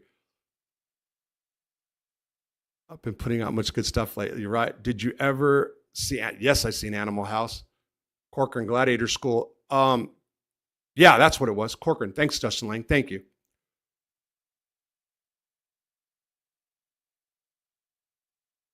Oh, okay. Roy Confan. We had some weird pervs here in Philly. I was law clerk for, wow, nice. You were a law clerk for U.S. Eastern District judge who gave bail to the weirdo diapers. Yeah. Wow, man. Are you still you're still doing law, by the way? I don't know if you'll be able, yeah. Oh, okay, here. Yeah, is there evidence the truth? If you don't walk into USP for the first time scared, you're braver than me. You're right. Hey, listen, I did time at Cummins, which was rough. I did time in Chino Central, so that's more than CIM.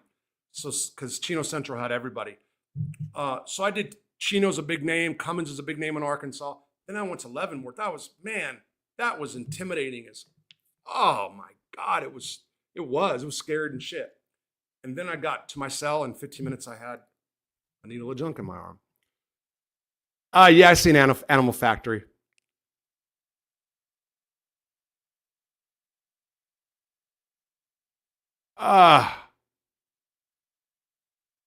Yeah, that's the thing. You're having these guys do a 4-year stint, then turning around and probably do another 4.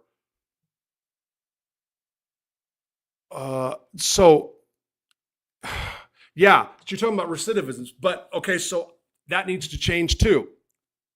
I don't believe that they should be locking people up for using drugs. I don't.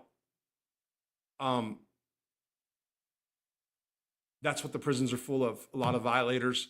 That's the recidivism rate, is based on people that are using and going back. At least have a rehab facility, prisons that they go to, at the very least. Why? Because I got sent back to prison for drugs, and there's just as many drugs in prison. And meth was everywhere, and I was in the hospital this time. Cimarron, staff, 30-40% of staff bringing in dope. Or just contraband, I should say.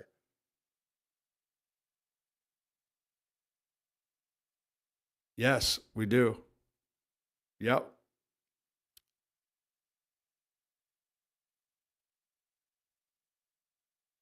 Mate, was great show. Got to take care. Okay. All right, Brad. Have a good one. Not a night. You're in the day, right? Yeah. I went to school with the dude that got banged. My home teacher, she was a hottie. She took him to Lake Wells. Oh my God. 8th grade. Wow. Yeah, that's, man. And there was, I know, yeah, there's teachers around here that, and oh man, I'm gonna do a video. So there's a place right outside in Oklahoma, just 5 minutes from here, where this couple, 9 children, all incest. They lived there for years. They were having babies from the dad, the kids, and the kids were being buried. They were having babies and killing. The babies were being buried in the yard. And this is just right here. I'm gonna go do a video and shoot it. I am.